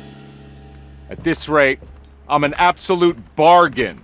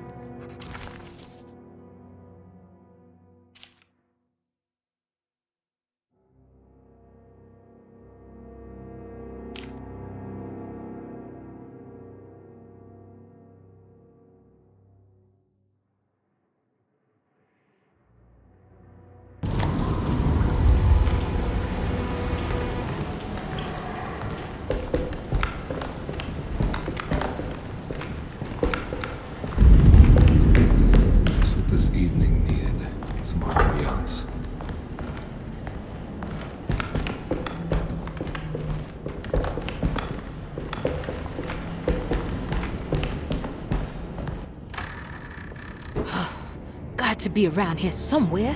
He wouldn't leave this house. I don't know what to think anymore. You run into that detective fella? Who is he? Can he be trusted? I think he one of the good guys. Well, you know, like us. Will he be all right with her coming? Praise the mother. You don't need to know about all that. Just calm down. Ain't time yet. God, it hurts. As far as I can tell, Detective Carnby seems to be solving problems, not causing them. Just be ready in case he starts anything.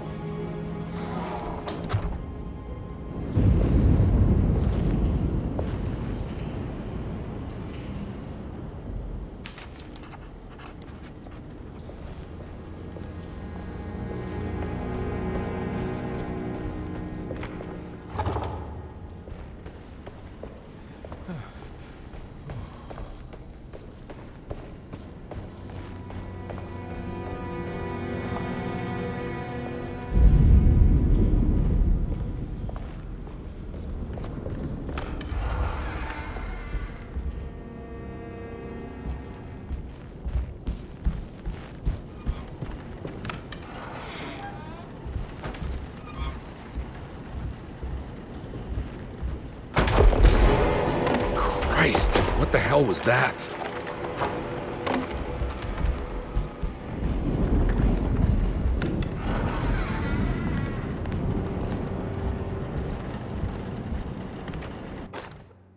Lunacy and the Astarte Artist Colony, a monograph by Yael Klein. In early 1909, the old Derceto plantation outside of New Orleans was turned into an artist's colony. 3 famous European artists rented the house and the surrounding land from the owner, the Ledoux family. The colony was chiefly run by Sebastian Cortez, who was playfully dubbed the captain by his collaborators, William Arges and Heinrich Kassel.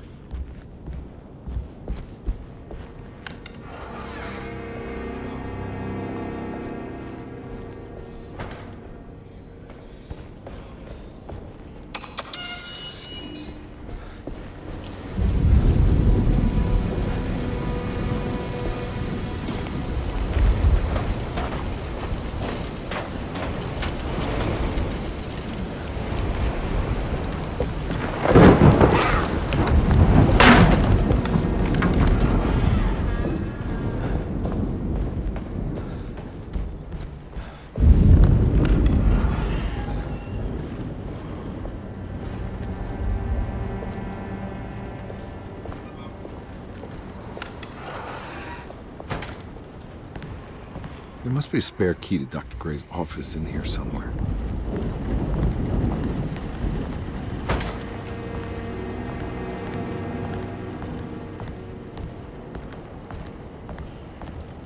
I don't have the combination for this, but maybe Jeremy did.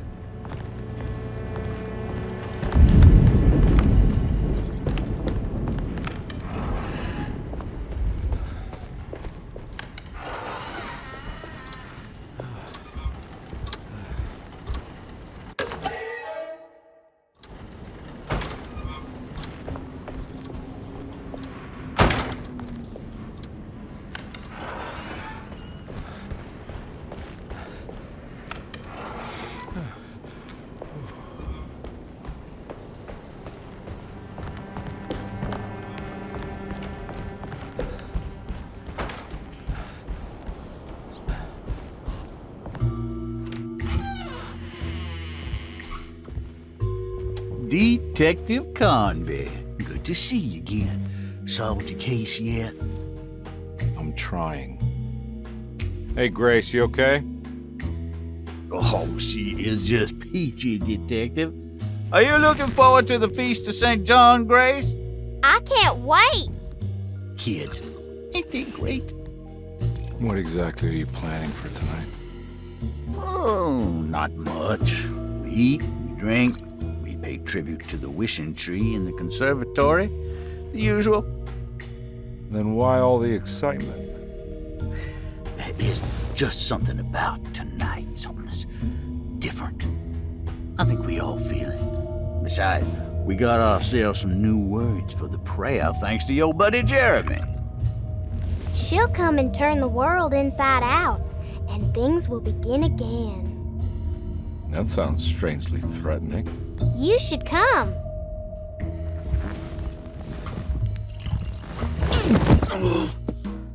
God damn it, Grace. Stay put for once.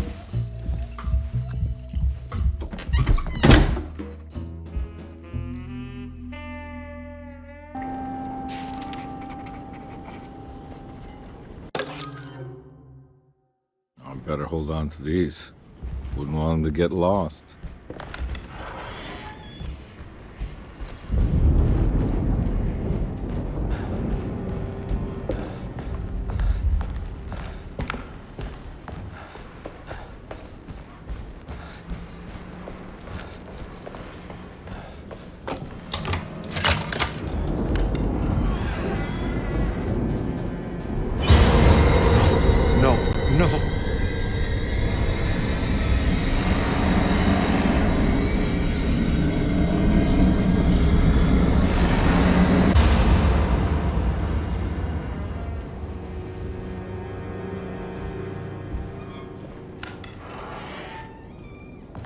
surprisingly neat.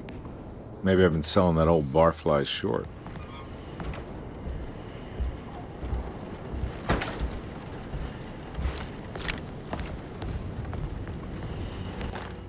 Sometimes I think this place makes me worse.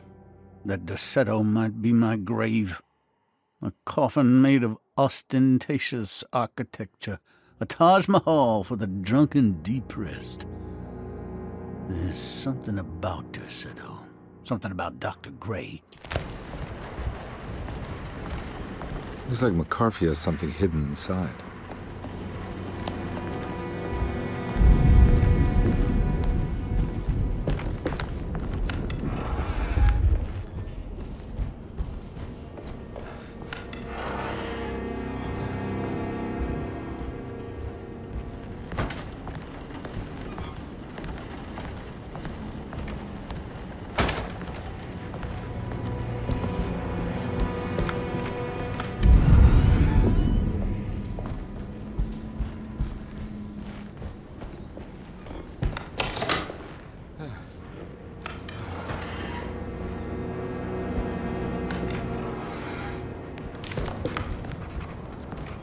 This is my room.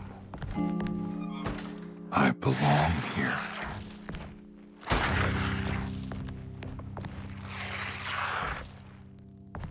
I know that number. Where's that from? I did this. I wrote that.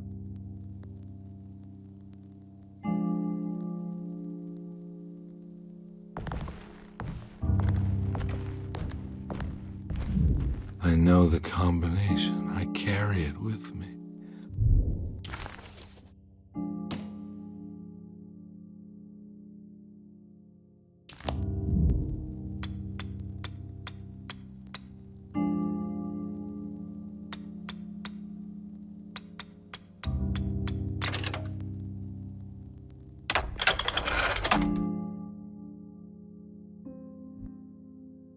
Detective, I have made many discoveries in my case. The child we want is safe, thanks to good people like me and you. We're so similar, but you don't see all the things I do. How long have I been here?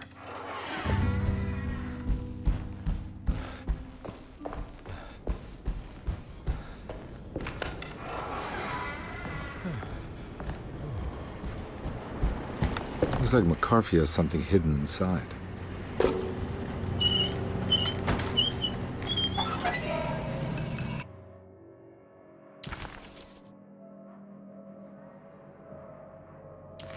Why would McCarthy lock this up? Was he trying to keep Grace from completing the shape?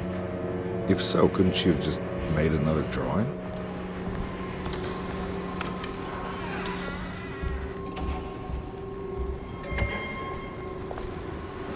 What the hell happened in here?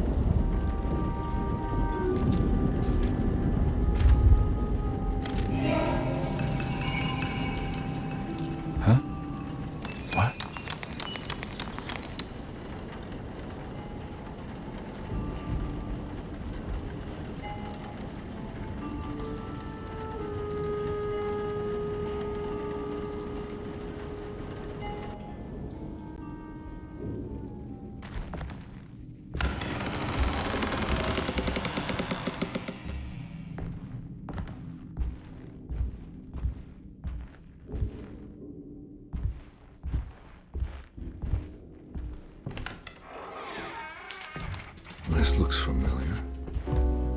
How am I back at the office? Jeremy's never been here. That's me, isn't it?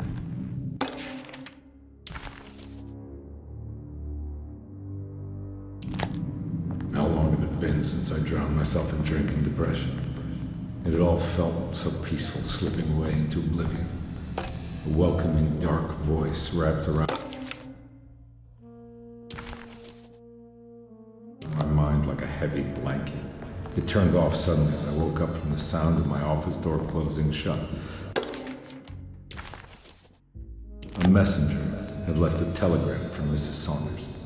She had a lead on where to find her husband and her kidnapped daughter.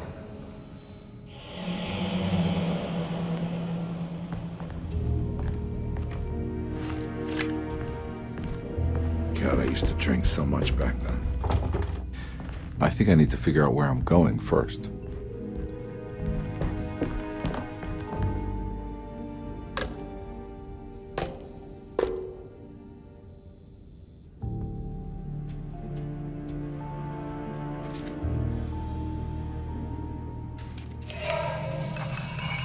I remember this case. Some kid got taken by her father, headed out of state, but he had made a mistake by selling a painting that his wife actually cared about to a collector named Thornhill to fund his venture. That's how I tracked him down. At least I think so.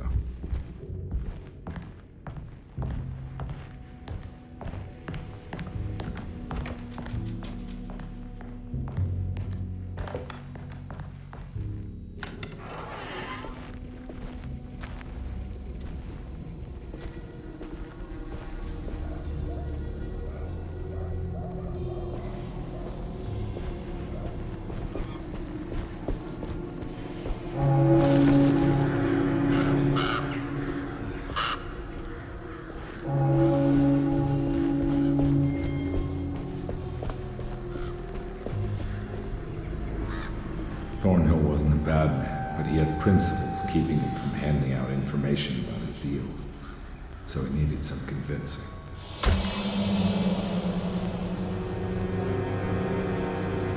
Well, every case can't be squeaky clean.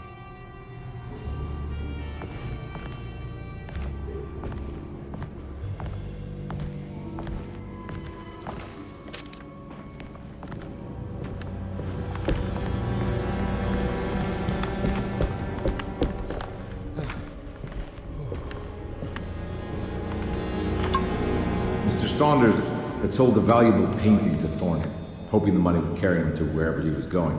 The painting, now leaning on an easel in Thornhill's bedroom, had a certain mesmerizing gloom that seemed to call out to me, telling me I was needed for something important. I felt myself falling into the painting, only being brought back by Thornhill, thrusting an address to a Hotel St. George into my hand and asking me to get the hell out.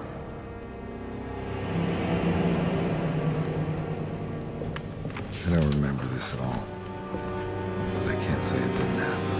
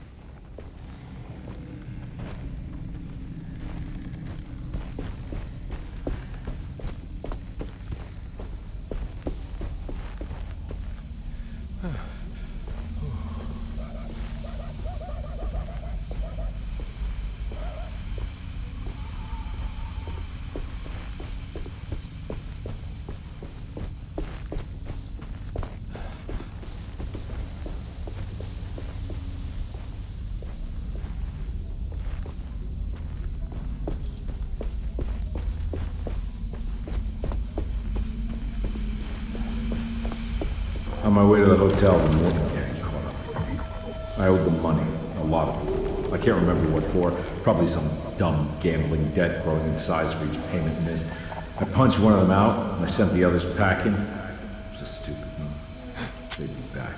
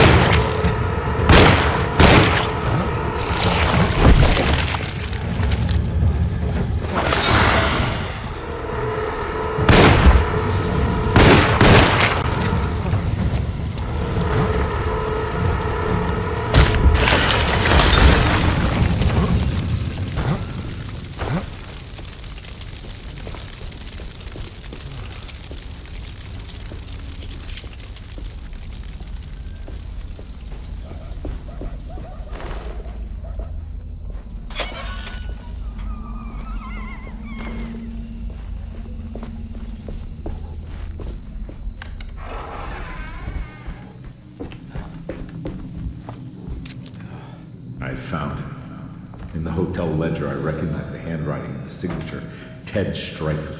It was him. I could feel it. It was the kidnapper I was hunting. I put on my knuckles and hurried up to his room.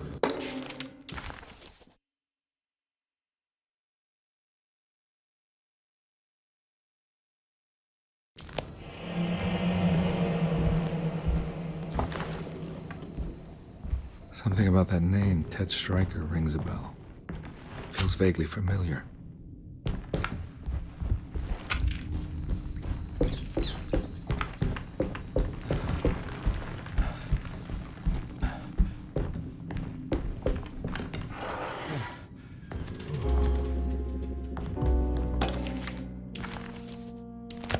I recognize this room, but I didn't catch up with them here. I must have followed them. But where?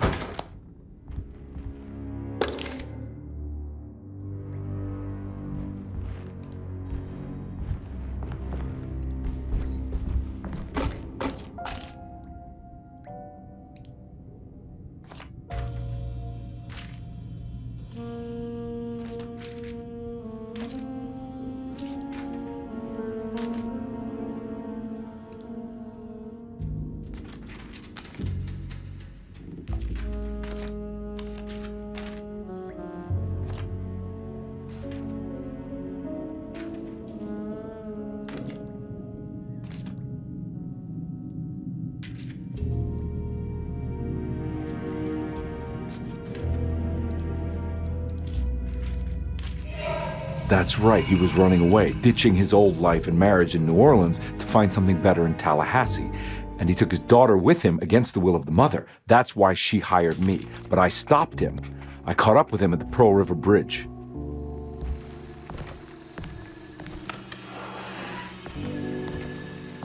Pearl River. This is where I caught up with them. This is what the Dark Man wanted me to revisit. I'm still not seeing it. What am I forgetting?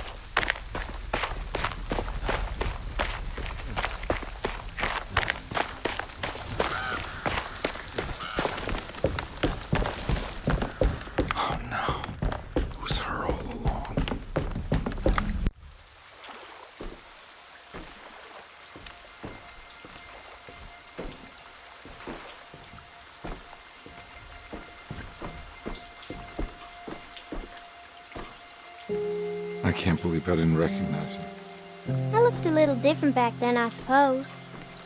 Was any of this real? How do you mean? This day, just... so much is happening. I can't... I think I've lost my head. Do you need me to apologize? I mean... I am sorry. I don't think I can even begin to explain. You're just a kid, Grace. I'm really sorry. I didn't mean for it to happen. Lies. More lies. No, really.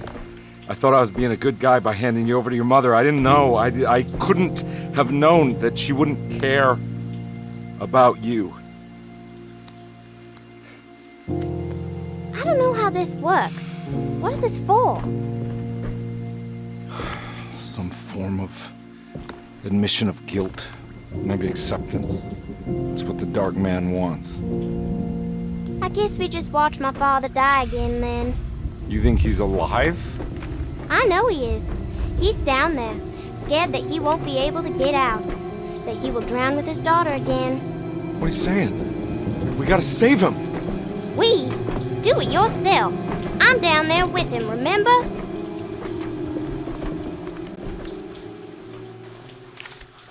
Can I really save them? This all happened so long ago. I have to find a way to get down there. I have to see it with my own eyes.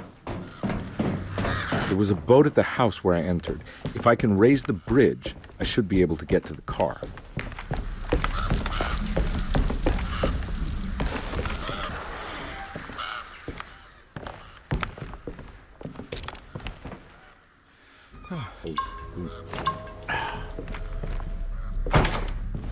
This must be where the bridge is operated.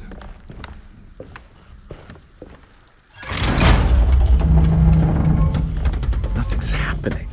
It's like something's holding it back.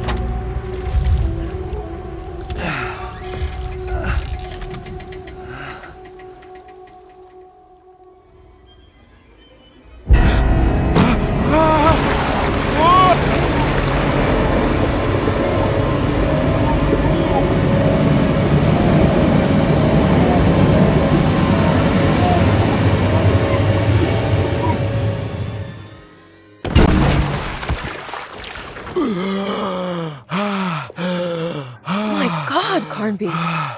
Are you okay? Don't leave me alone. What the hell have you been doing? What's going on here? Look at this mess! I'm sorry, Mrs. Thompson. Don't make me kick you out of this house. Now get out!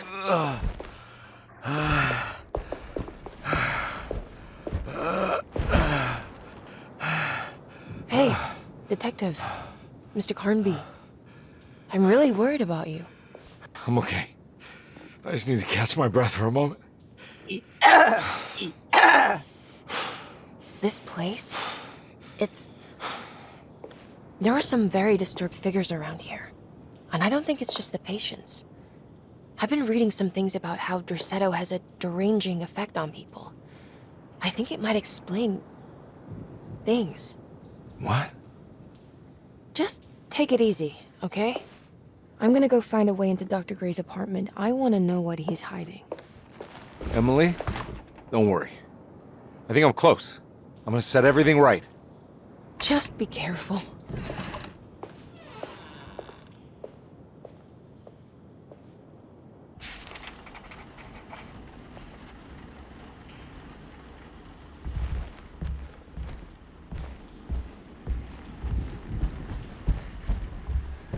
I'm not going in there. She's clearly had enough of me.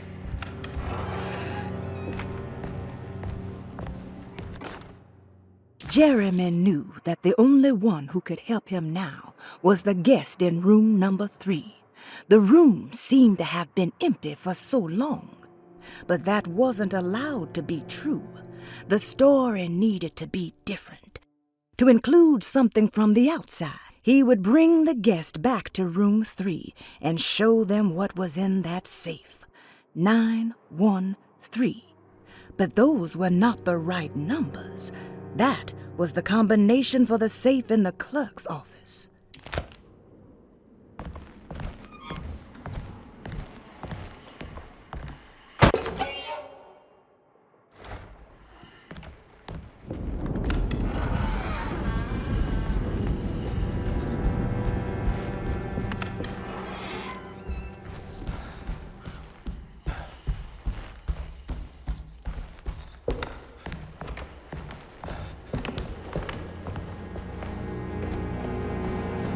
I can't leave. I got a job to do.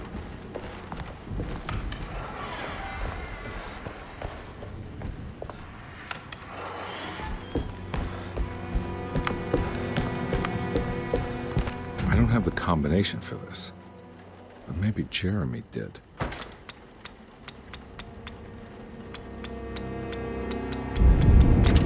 It worked.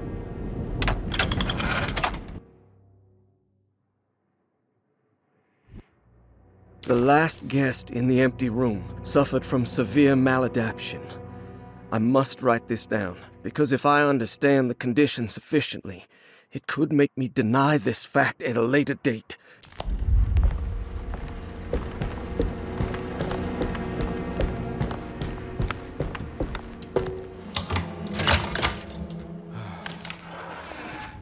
Dr. Gray's office, all to myself. Let's see if we can figure this guy out.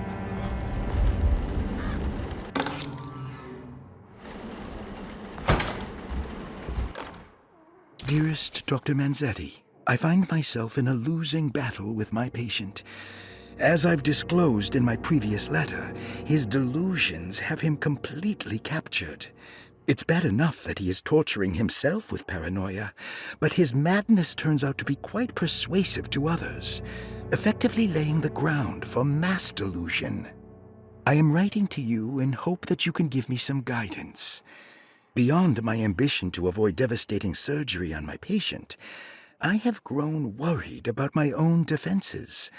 The words of my patient are deranged, yet they often resonate with something primitive within me. I have tried photographing his brain with X-rays. It was surprisingly difficult to get good results. Dark blot. This is where McCarthy has hidden my favorite young. It's very important. I have finished tidying up Miss Beauregard's belongings. I will leave it to you to contact her.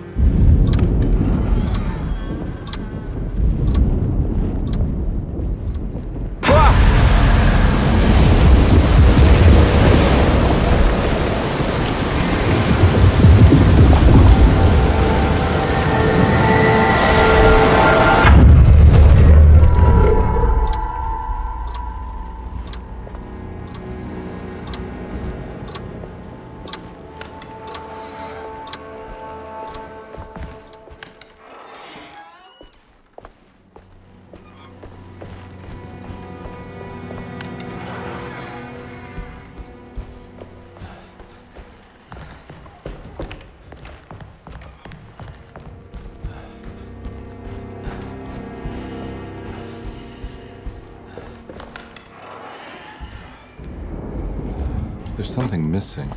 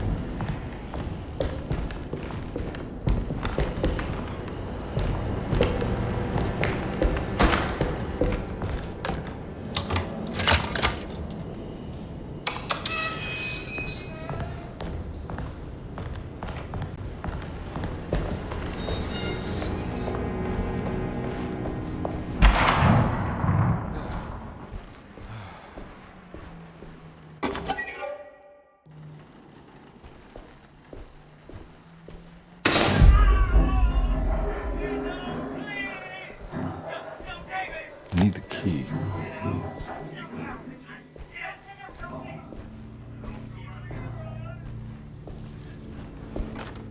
Radiography. Patient Jeremy Hartwood. Date June 14, 1930. Plates. Jeremy's skull proved difficult to capture properly. Partial radiographs worked best. A complete picture of the brain can be assembled by piecing 3 plates together. Observations. Even when looking at an assembled version, a shadow covers significant parts of Jeremy's. Hypothetical psychosurgery based on the ideas by Burckhardt and the St. Petersburg research could end up saving Jeremy's mind.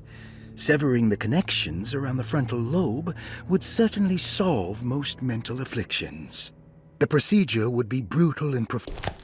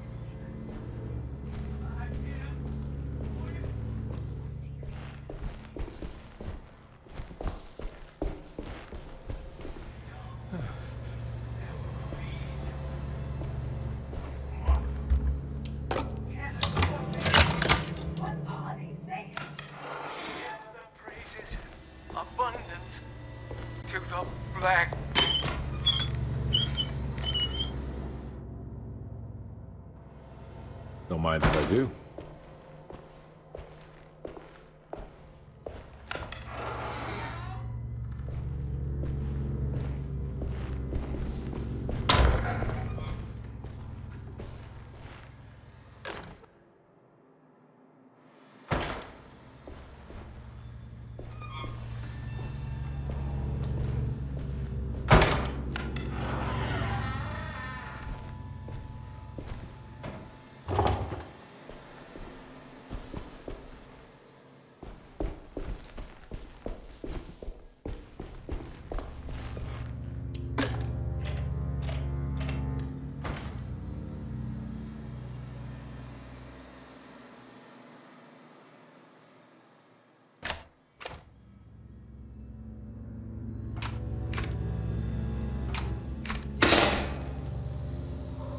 That's better.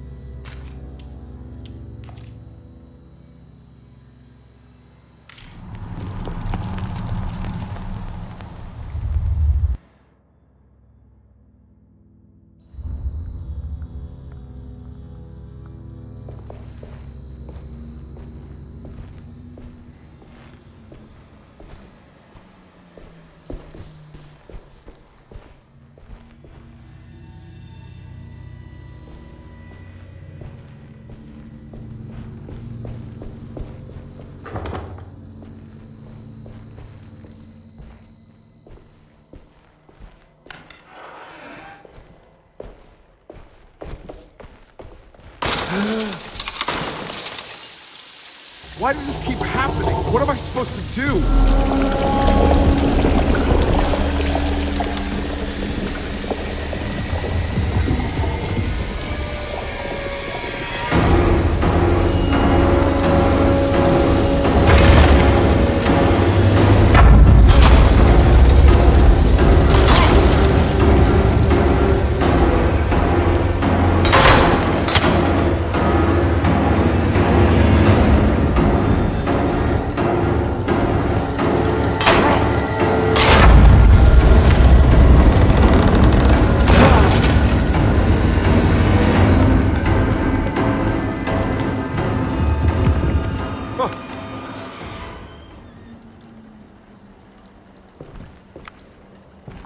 And we're back here. Well, perfect time to have a look around this place.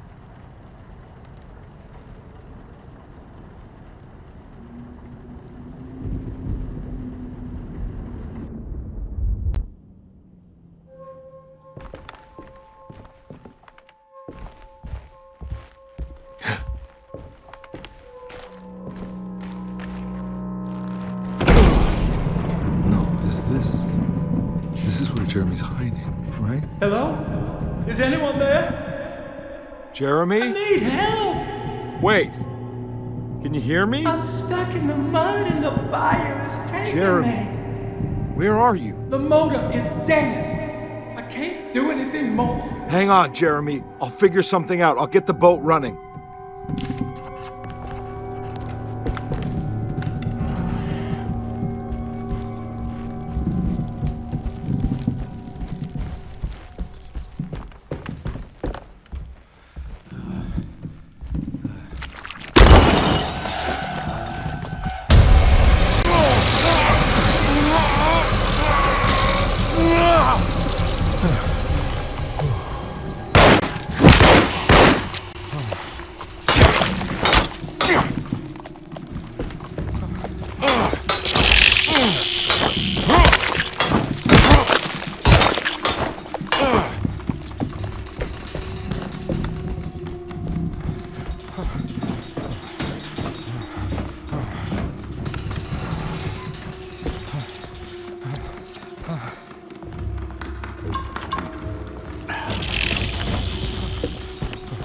The boat's wedged itself right into the bayou. If I get the motor started, I could try reversing back into the river. Jeremy, where are you?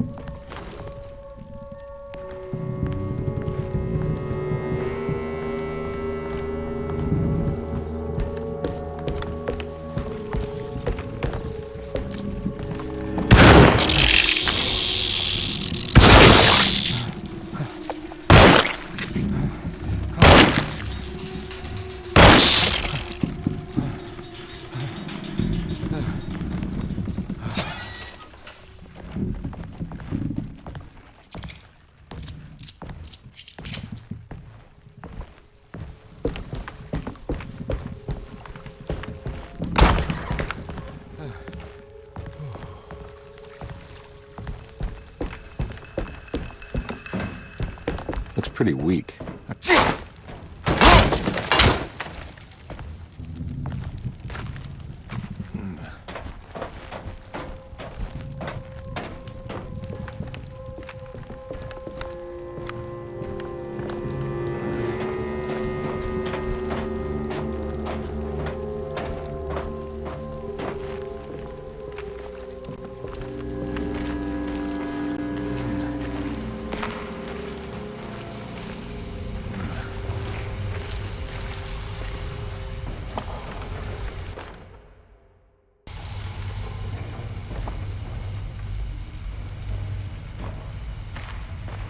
This definitely needs fuel.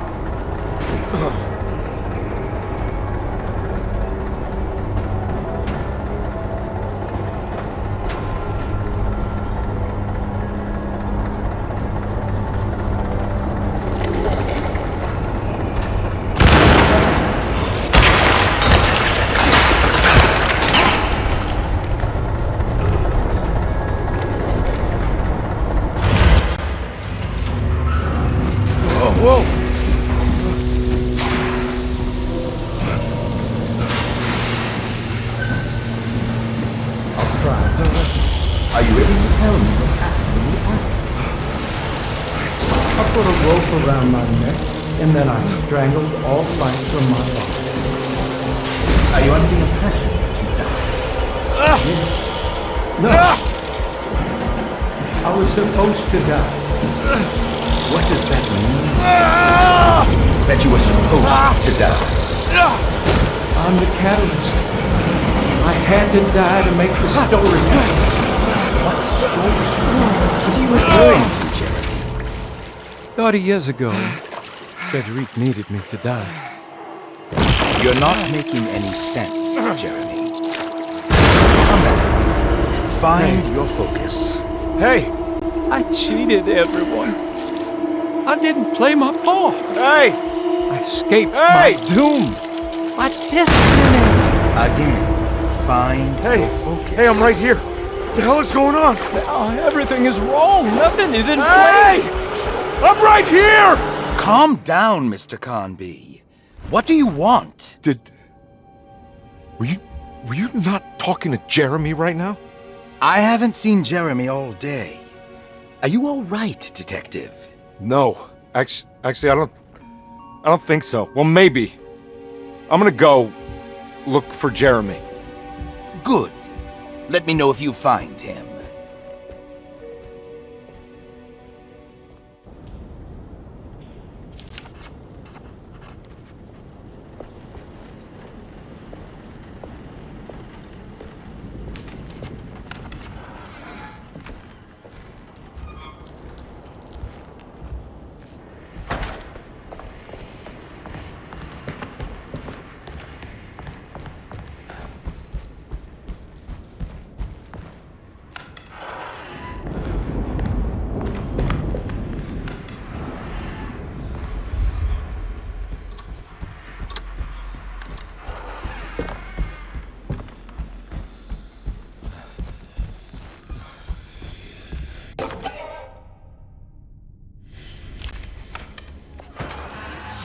Detective, am I glad to see you. Lock the door, will you? I don't think Dr. Gray would appreciate us snooping around. What's going on here? This feels so strange.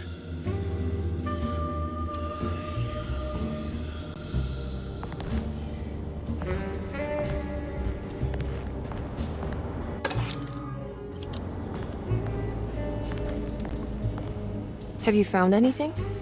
What? Yeah, I've seen some things. Okay. Let me know if there is anything you want to talk about.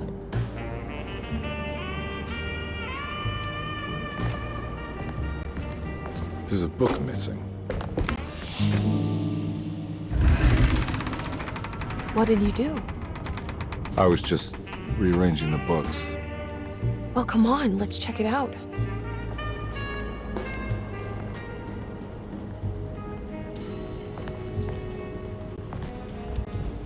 I think I'm beginning to understand. Dr. Gray is dealing with some kind of mass delusion.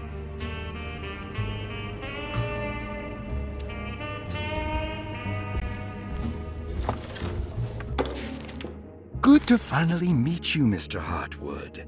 I'm here on the behalf of your brother Philip. You were expecting me, weren't you? Yes. You're from Derceto, no? That's right. I just wanted to ask you a few questions to see if there is anything I can do to help you and your family. Okay. I understand you're full of imagination. You make up a lot of things. I suppose. And you obsess over them, blurring reality and fiction. Sometimes. Do you want to tell me about the Dark Man? No, I don't. That's all right. Perhaps there is something else you can tell me. Something you know to be made...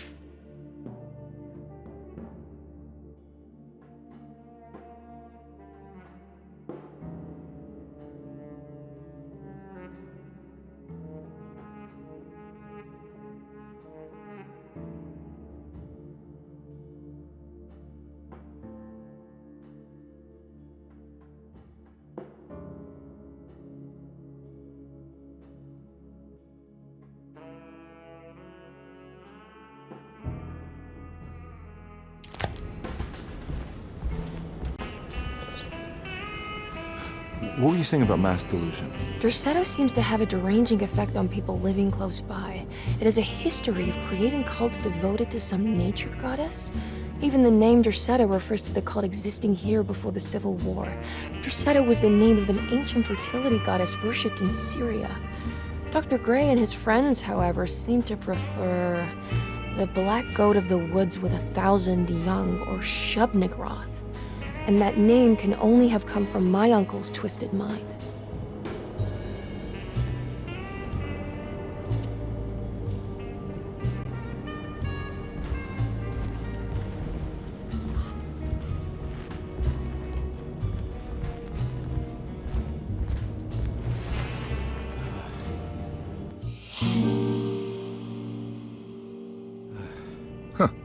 Has that been there this whole time?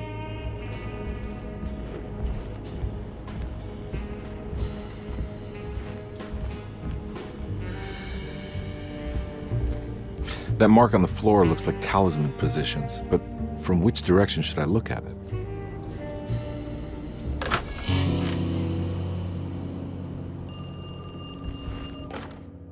The Snake Dagger, a monograph by Yael Klein.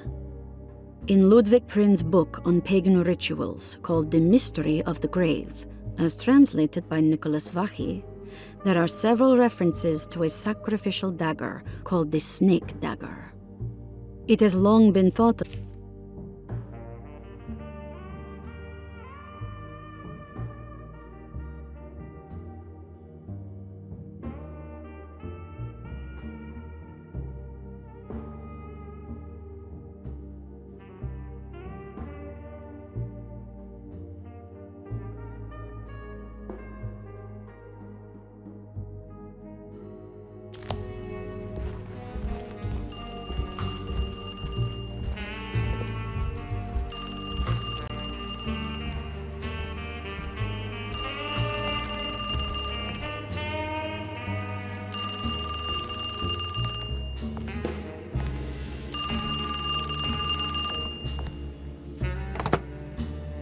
Hello?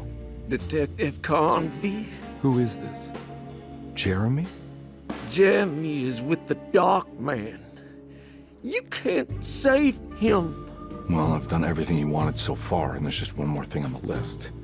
I expect him to keep his promise and return Jeremy unharmed. Get out, Detective, while you still can.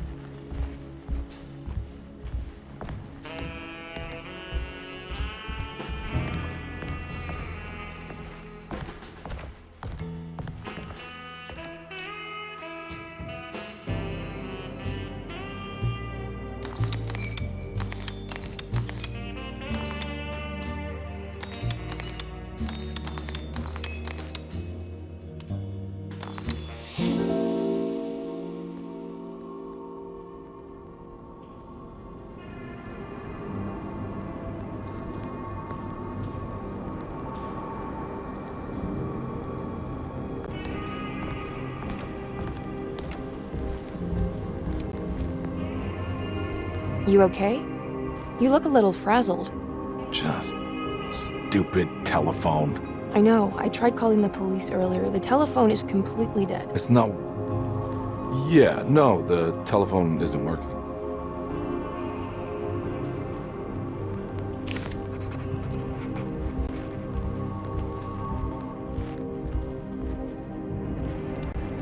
Miss Hartwood, I think you're gonna want to see this. Is there something in the closet? Yeah, there is. You don't see the very obvious gate leading to whatever Jeremy's madness is serving up next? I don't understand. Are you making some kind of fashion metaphor? I'm sorry, I don't have time for this. Can you just tell me what you're doing? You don't see this! It's fine. It's fine. Catch you later. Are you going inside the closet? Yeah.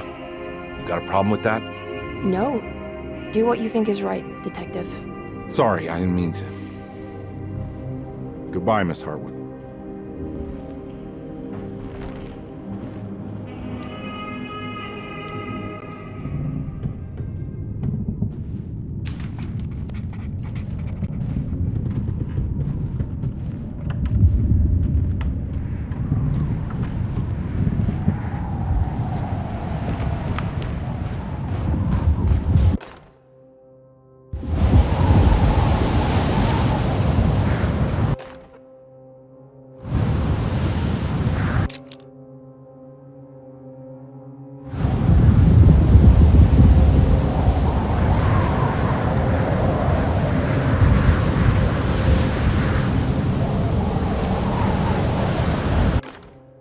We found the ancient stellarium perched on a cliff facing the Arctic Ocean after a day of sailing due north of the Eskimo encampment.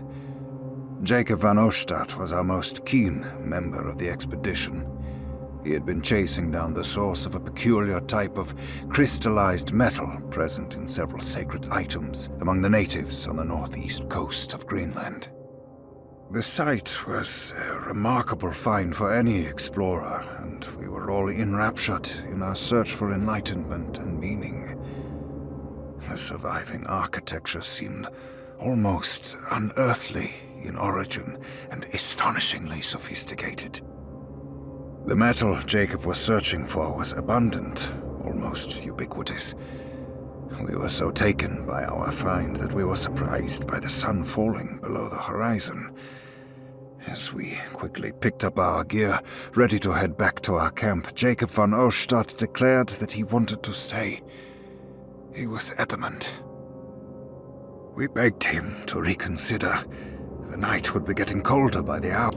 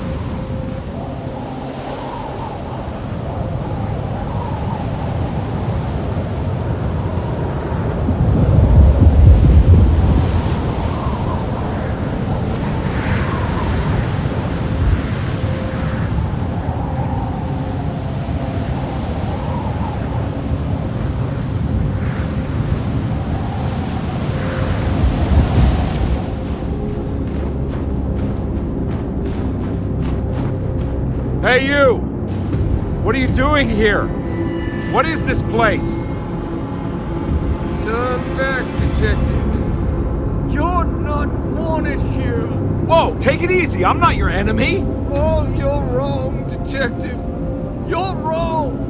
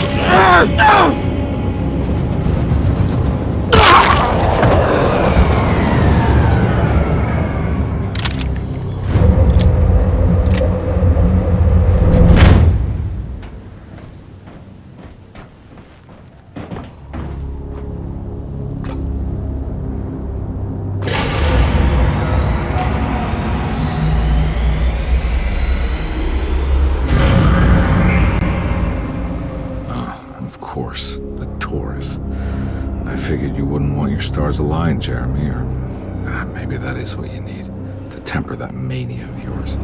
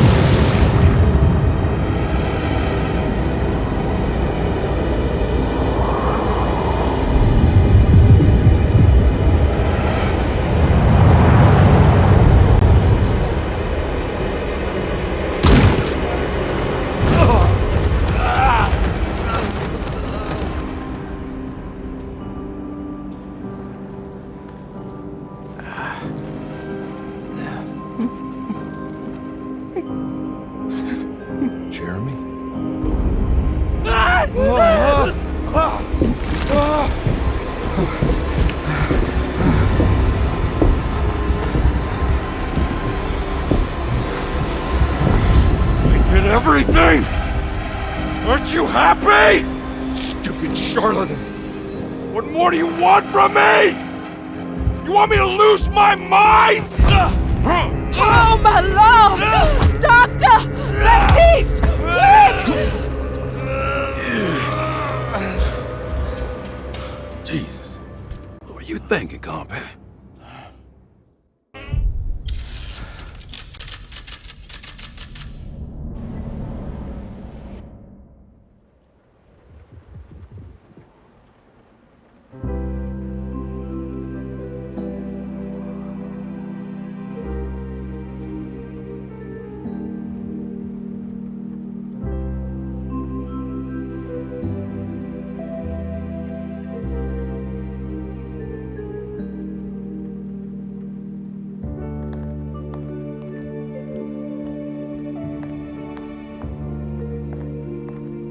awake? You are awake. Mr. Carnby's up. Hey, buddy! I thought you'd be knocked out for the rest of the night. Come on out and join us, will you? I'll save you some gumbo. Good to have you back. You gave us all a good scare. What happened? You had a psychological breakdown. Sorry for manhandling you, but you're being violent. You stabbed Jeremy and then punched Dr. Gray. Are they okay? Jeremy's a little strange, but everything's back to normal. Really? All thanks to you, combat. You want to try standing up?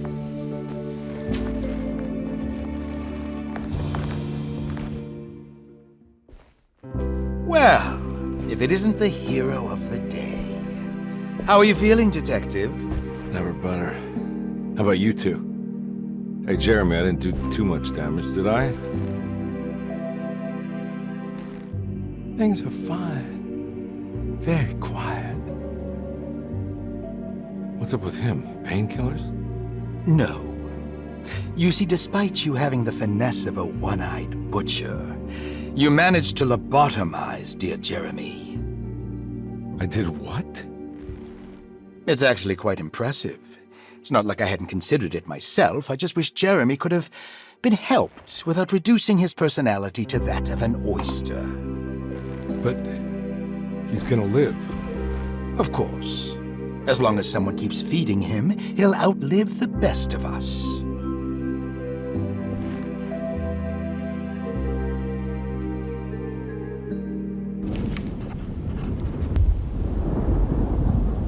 Does Emily know about Jeremy's condition? Yes. She seems to be handling it quite well under the circumstances.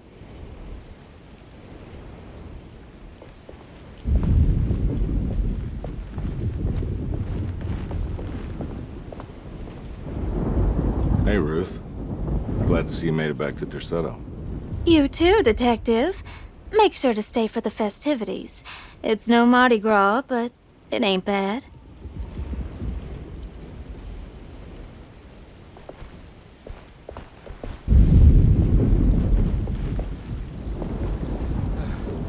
Good to see you back on your feet, Detective.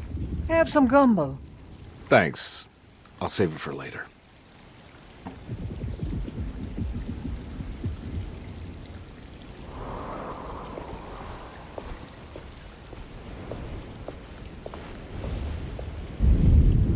What are you looking for? Just keeping an eye out for the storm. Radio says it could be a wild one.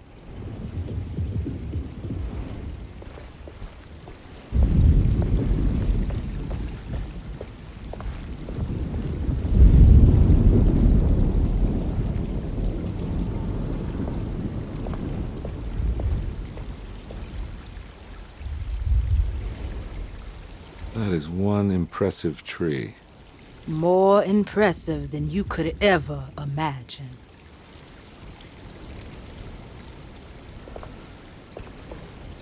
All right, tell me, what the hell's about to happen here?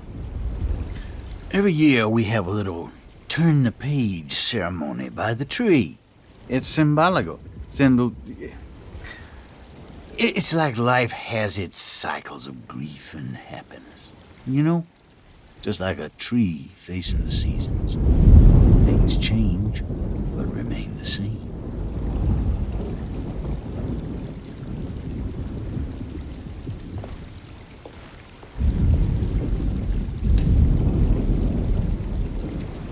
Everyone knows what to do? Y'all know the new words. Mrs. Thompson, we talked about this. I'm not sure everyone is comfortable. Doctor, I insist. This is important.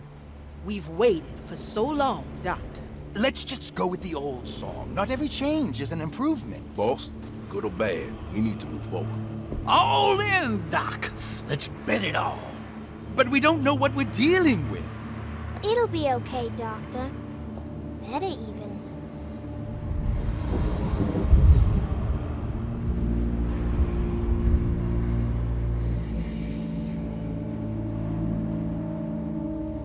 Ever their praises and abundance to the black goat of the woods. Hear us, brother. Take pity on us. Take pity on us. Ever Hear there us, praises Mother, and praises abundance and to the black black take toad pity woods. on us. Hear us, Mother, and take pity on us. Take pity on us. Ever there praises and abundance to the black Hear us, Mother, and take pity on us.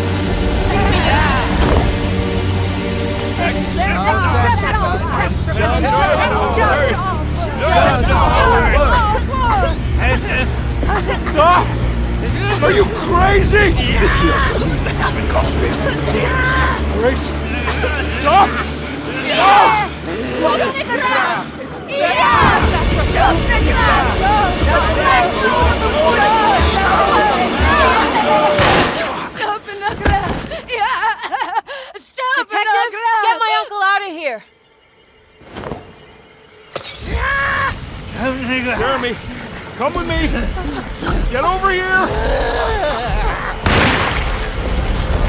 Jeremy, come with... Jeremy, come here!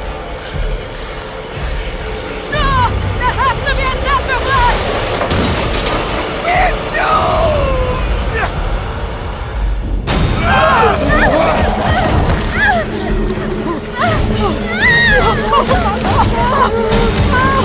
We're Jeremy!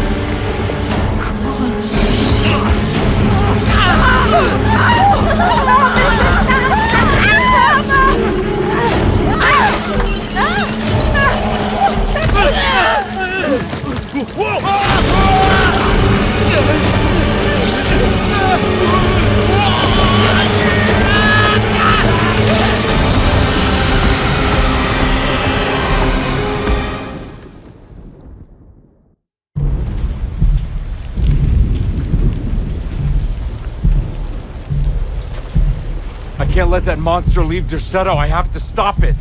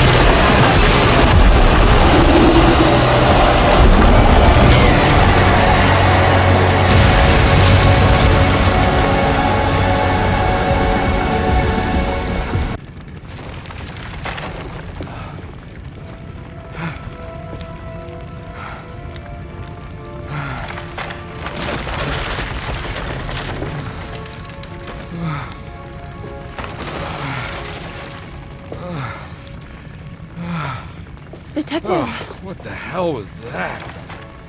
I tried to tell you. There was so much evidence. Their devotion to the black goat was like nothing I've ever seen before. I felt so dumb believing any of it, but I'm glad I did. Are you okay? Everything is out of order. This isn't the way the story goes. I shouldn't be alive. Yeah. Well, you're welcome, buddy. How are you doing, sweetie? I kinda like it. You ruined everything, but I'm not mad.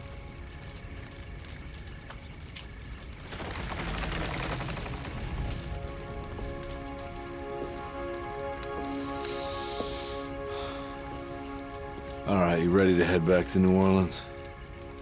Come on, Jeremy. We're leaving. Can I come? I thought you said you didn't need saving. Don't leave her.